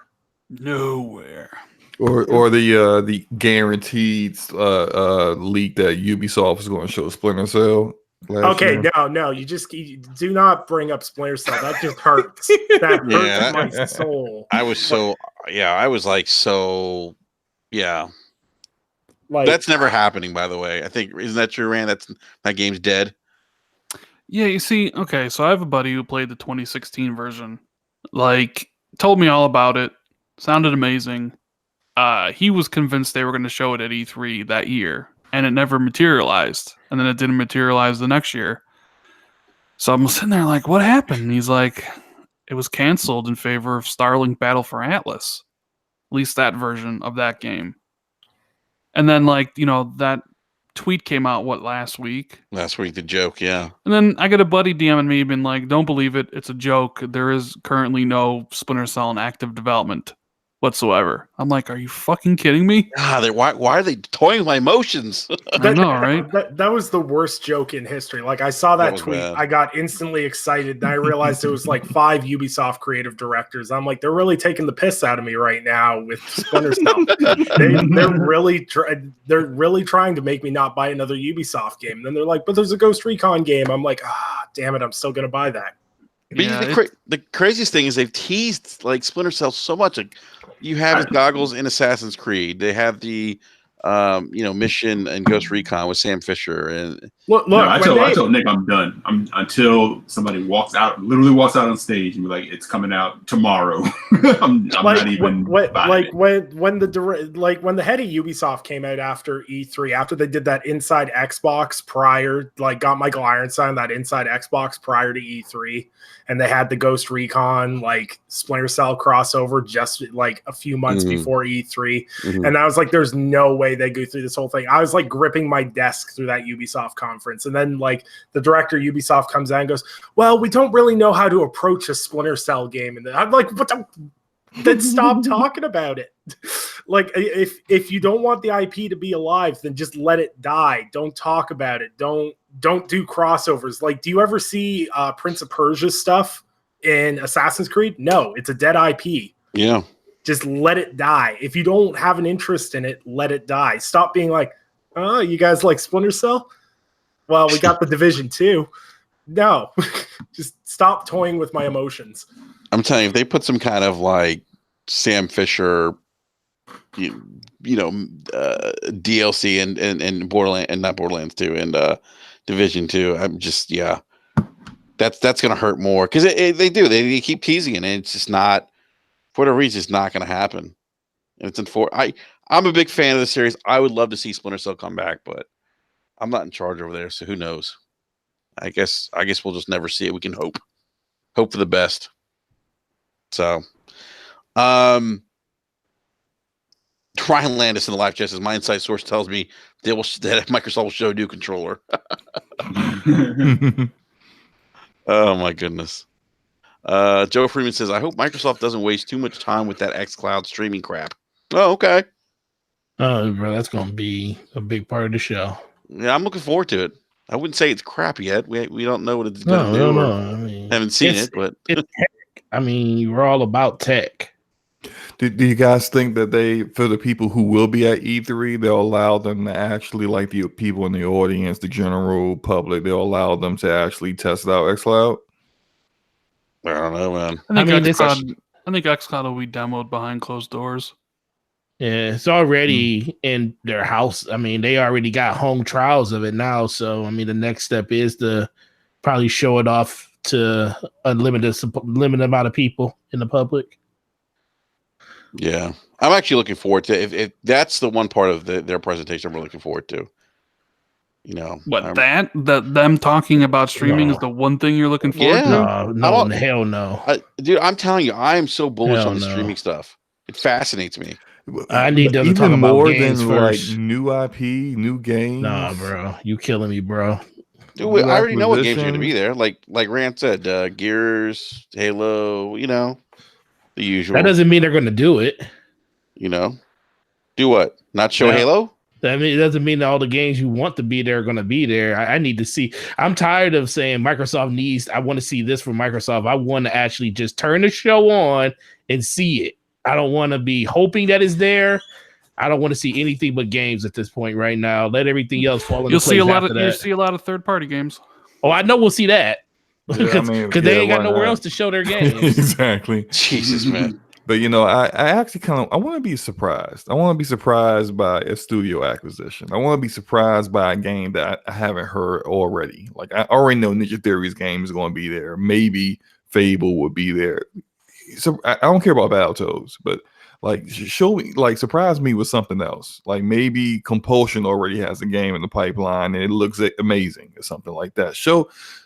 Surprise me, shock me a little bit. I don't want to just see what I've already heard is going to be there. I don't know, maybe that's just I don't think we're going to be shocked. I don't think we'll be shocked. Well, you're going to see some things that might, once again, going through the rumor mill, you could see that From Software game that apparently George R.R. Martin was skipping town to co-write on. That's supposedly going to be at Xbox's E3 2019. Once again, it's the time of year. I wish that I could unplug for a month and just watch E3 without the news cycle almost. Yeah. Because then I might actually be surprised. Yeah. Glory swore in the live chat says if Microsoft doesn't show a new IP, gamers are going to riot. Yeah. The same people that are mad all the time are going to be mad all the time. Yeah, the people that hate Xbox are going to continue to hate Xbox regardless of whatever they do or do not do. I mean, they're going to show a new IP. Ninja Theory's new game is a new IP. Question is whether or not people are going to like it. Yep. So it's that'll be there. I don't know about that, Red. From what we've heard about that, what do you think that IP could be going, or what could it be? Because they're one of my favorite developers. So hearing some of the info that they talked about a couple of months ago of what the game's supposed to be, it wasn't thrilling me. Yeah, I mean, I don't know. I heard it was in development when Microsoft bought them, which is why it's so close to coming out. So it was a game. It's supposed to be like a melee combat game, more on the lines of Devil May Cry, that type of stuff, but multiplayer focused. I don't know if it has single player. I don't think it does, but it very well could. I don't know. The thing with Microsoft's press conference is it's important because Sony's not there. So you'll have a larger focus on what you're doing. But then in reality, the bigger show is next year, 2020, when you're launching new consoles against Sony, who's going to be back at E3. Yep. So I'm sure they're toying with the idea of thinking, well, if we reveal Fable this year, that means we can't reveal it next year because the cat's out of the bag. So it's what do you do this year? Yeah, it's important because more eyes are going to be on you than ever. But next year's more important because you got to start off from next generation. You got to show people, what you have launching with the new system in the launch window the following year. Because Sony's going to come fucking swinging. They're going to be look at Horizon Zero Dawn 2. Look at Bloodborne 2 potentially. Hell, they might even tease a 1-minute trailer for the next God of War, even if it doesn't come out till 2022 or whatever. Sony's going to bring their A game, right?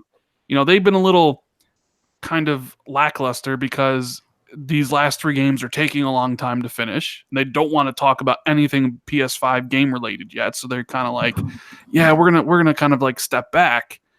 So Microsoft needs to kind of manage it. It's this year you're gonna have your Halo and your Gears and your Oris and your Battletoads and your Gears Tactics and stuff. But what people really want to see, Fable, the Initiatives game, any of the new games from Compulsion or any of that other stuff, it's they might just hold that for next year. It always makes sense for them to hold it next year, like you said, with a new console out. These new studio acquisitions. I mean, why You're part of the friends. Why blow your load when you can save it for next year when Sony's going to be there? Well, because you're going to have people saying that that Xbox doesn't have anything. Wait till E3 again. Yeah, wait till E3 2020. And yeah, but that's blah, blah, blah, those are like the fanboys, though, right? I mean, like I wouldn't think that. I'd be like, what, they had an average show, whatever. We're at the end of the end of the console gen. It is what it is, and and that's it. That's how I look at it. I disagree. Look, blow your load. And I'm not a fanboy, but I want to see some damn games, damn it. And I want to see. They're going to show games, though, Forte. Forte. I'm sorry, Slow-Mo. This is the third time somebody done called me Forte today. Sorry, bro. I mean, we're joined to the hip, bro. I mean, you guys are Luca's sons. Come on. Look. I want to see games. Look, Sony has showed like the same 3 or 4 games 3 years in a row. There's nothing wrong with revealing Fable this year and then showing even more of Fable next year.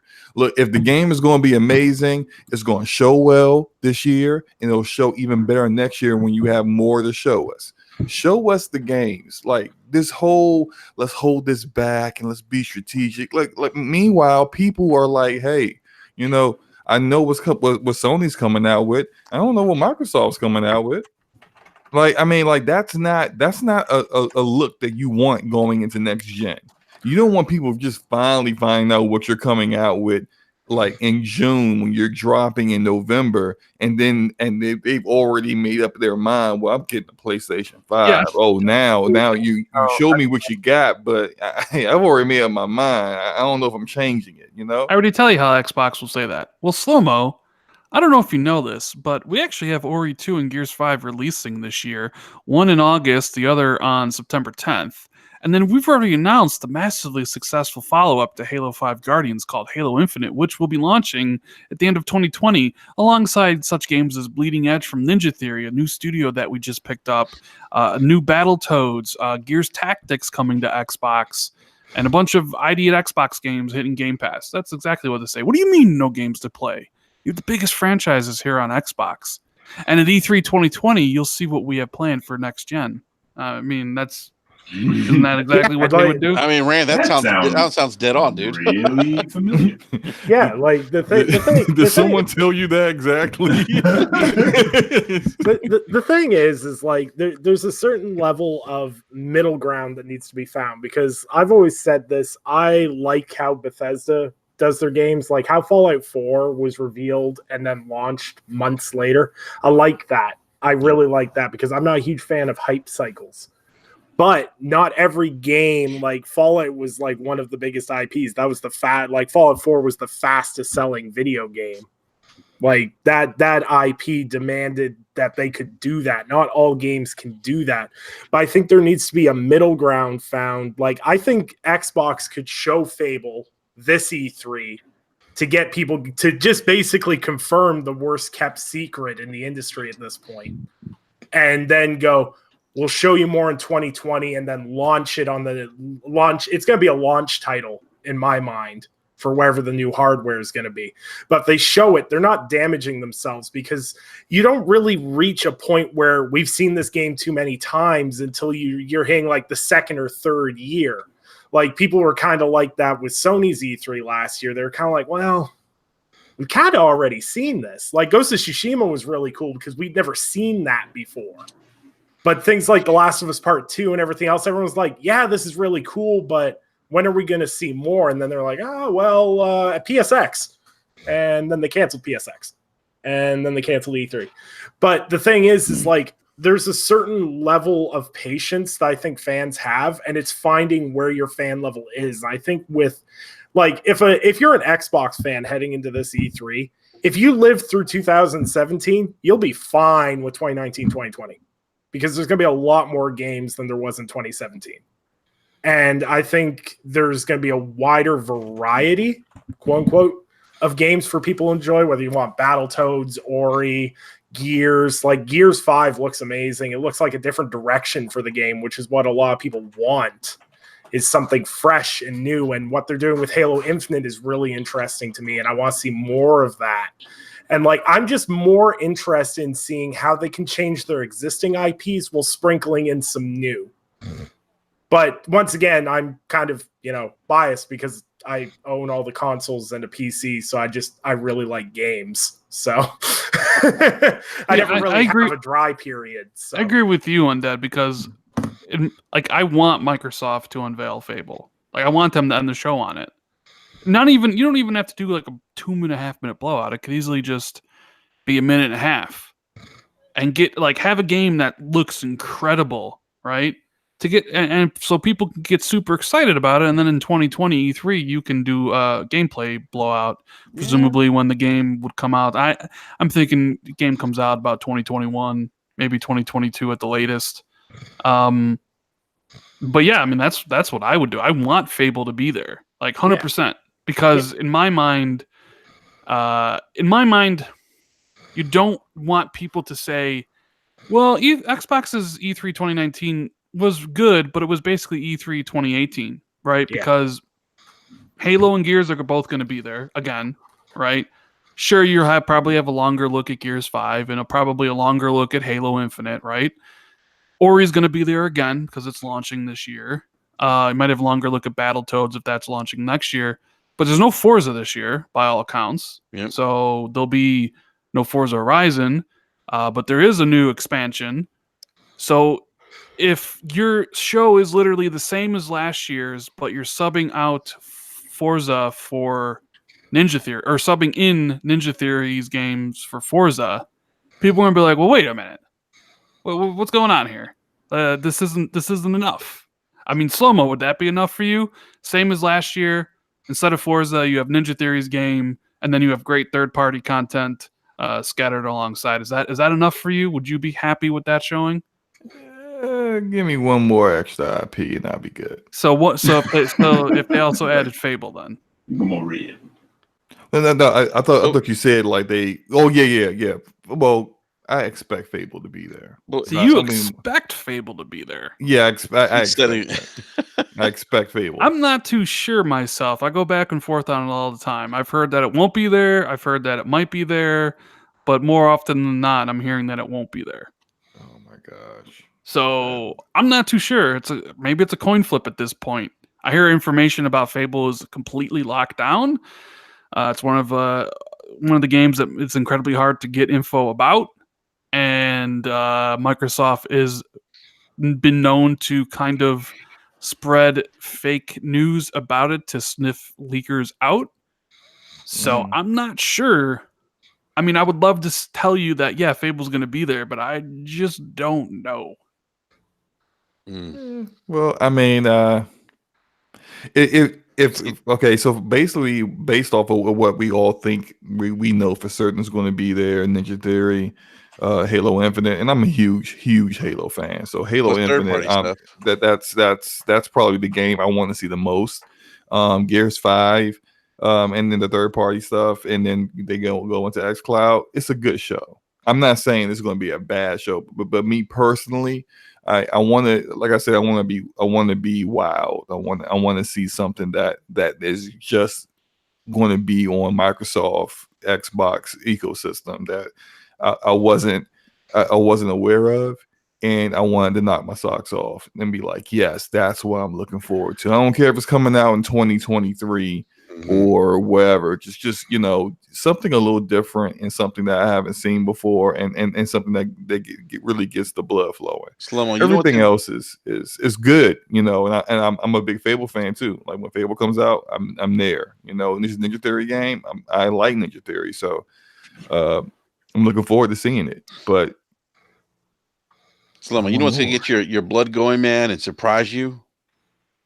xCloud.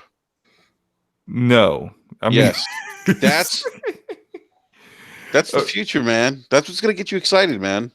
I'm telling you, don't sleep on it. I'm still as of 2019. I really don't think any of the real cloud streaming services are there yet to really say, hey, look, it's like almost like I'm playing at home. I don't think any of them are really there. I do think Azure and xCloud will probably be the best one out of all of them, but I just I'm waiting to be proven wrong. And I tried Project Stream with, and you guys know my issue with AC Odyssey. It's just I've yet to have a good experience with it. So, but it is something that I'm looking forward to trying out, because I'm definitely going to be one of those guys that's going to be at work trying to sneak a mission in on Division 2. But I just I'm still skeptical as of now. Yeah, I think it's great that Microsoft kind of has a spotlight, at E3 this year. But I also think that if they don't have a good show, we're going to hear that narrative of, God, E3 sucks without Sony, and that's you're going to hear that regardless. Yeah, you're going to hear that from the fanboys. Well, that's true. That's a good same point. thing. I've seen the dumb tweets all week so far. So like, wow, none of my fan base has really been talking about E3 this year. Well, I don't know. Maybe it's because you're a PlayStation podcast and there's nothing really to talk about E3 for you guys. You ain't got an E3. You're not there, buddy. I get it. I don't understand why people aren't excited for E3, because according to everyone that always tells me and anything I ever do Xbox related, they're like, well, I can play it on my PC anyway. So you should be excited for all the multiplats that Microsoft is going to be showing using the logic in a turnaround way. Exactly. I don't know. E3 is always exciting to me. Like, Bethesda's going to be there. Yep. Ubisoft's going to be there. Yep. EA can get dunked. Actually, no, they got that Star Wars game. No, they can redeem themselves. Maybe. That's the one thing that I'm looking forward from EA, but that's it. I'm looking forward to Ubisoft. I think Ubisoft always has a good show.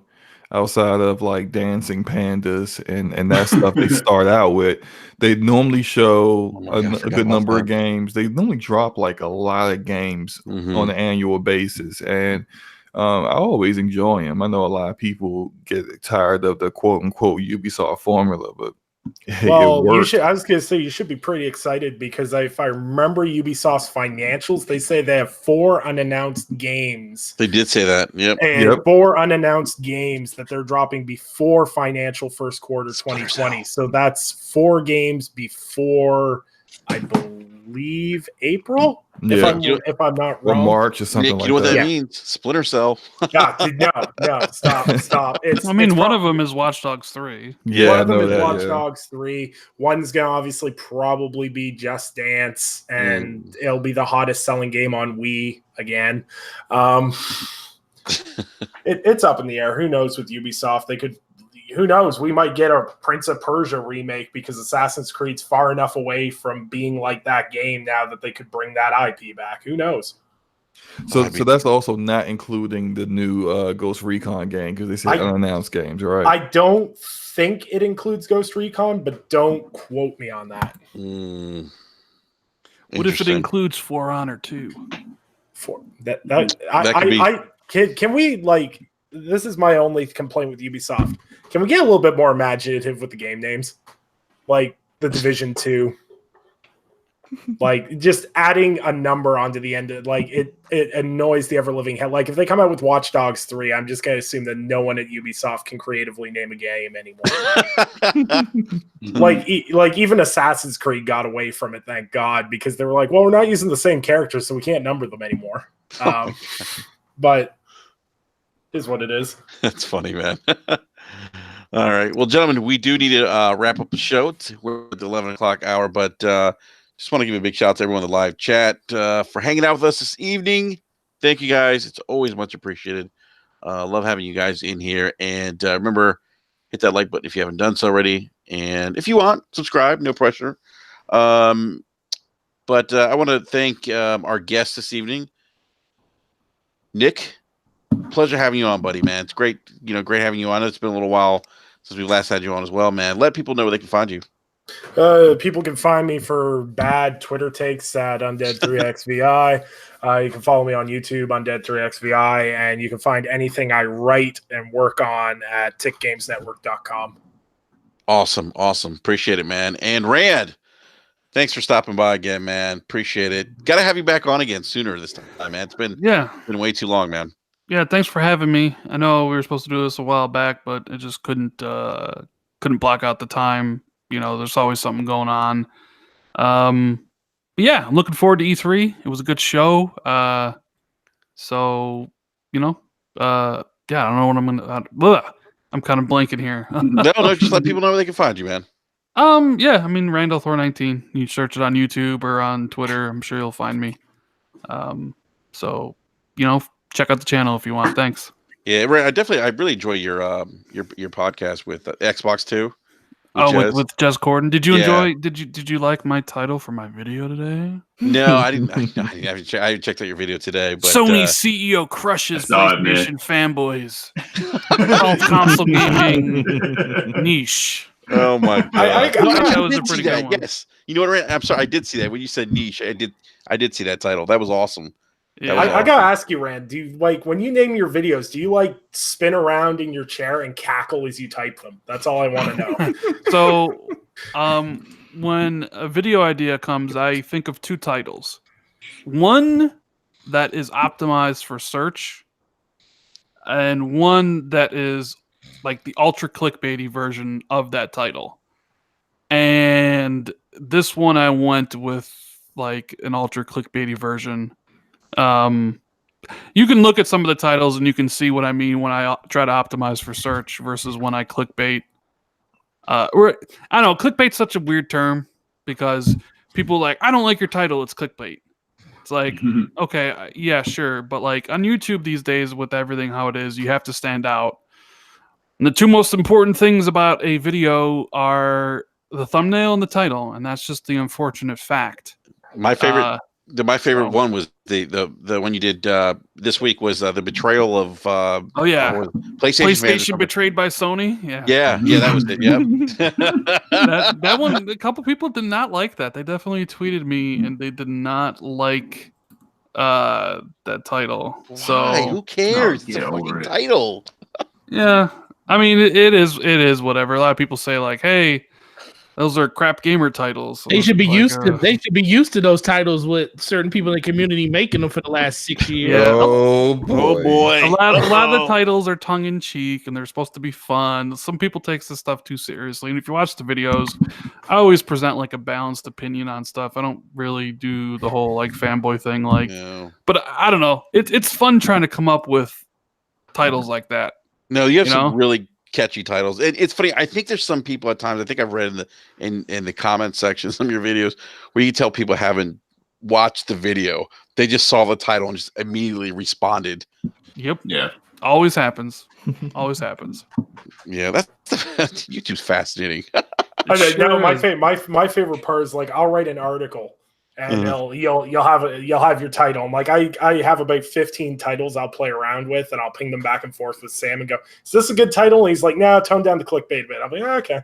So I'll do that. I wrote a 2,000 word review at one point for I think it was Spider-Man, and I gave the game an 8.6. And someone clipped the one criticism I had for the game and went, "Look at this piece of garbage. He's trashing Spider-Man." I'm like, wait, you ignored the other 1,800 words where I said the game was great and I really enjoyed it, but you took the 3 sentences where I wasn't having fun and turned it into a Twitter thread. It's great. Social media is the best thing ever invented.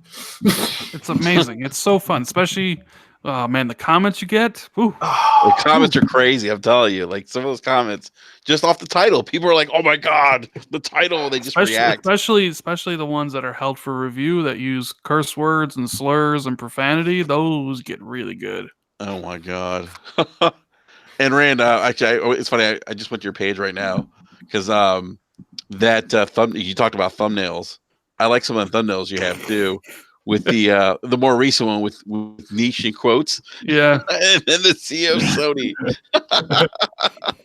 That was funny. Used for effect. Nothing. Yeah. It's nothing but fun. But some people take it really seriously. Yeah, they do. I've seen it.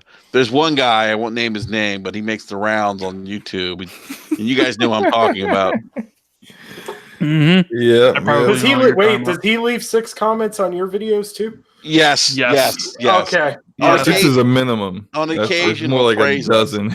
On occasion, he'll praise us, but usually it's like, "Oh, you guys are ponies," or "Are you crazy? Xbox games are so much." I just Yeah, no, I remember him because I logged into my YouTube and it was like, your podcast has 22 new comments. I'm like, wow, okay. Clicked it open, it was all the same guy. I'm like, well, that's disappointing. He's like, and another thing, you guys.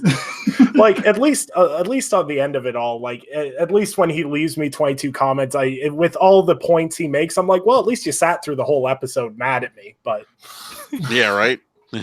That's true. He's actually shown up in our live chat before, but he was actually, I think, kind of civil from what I remember.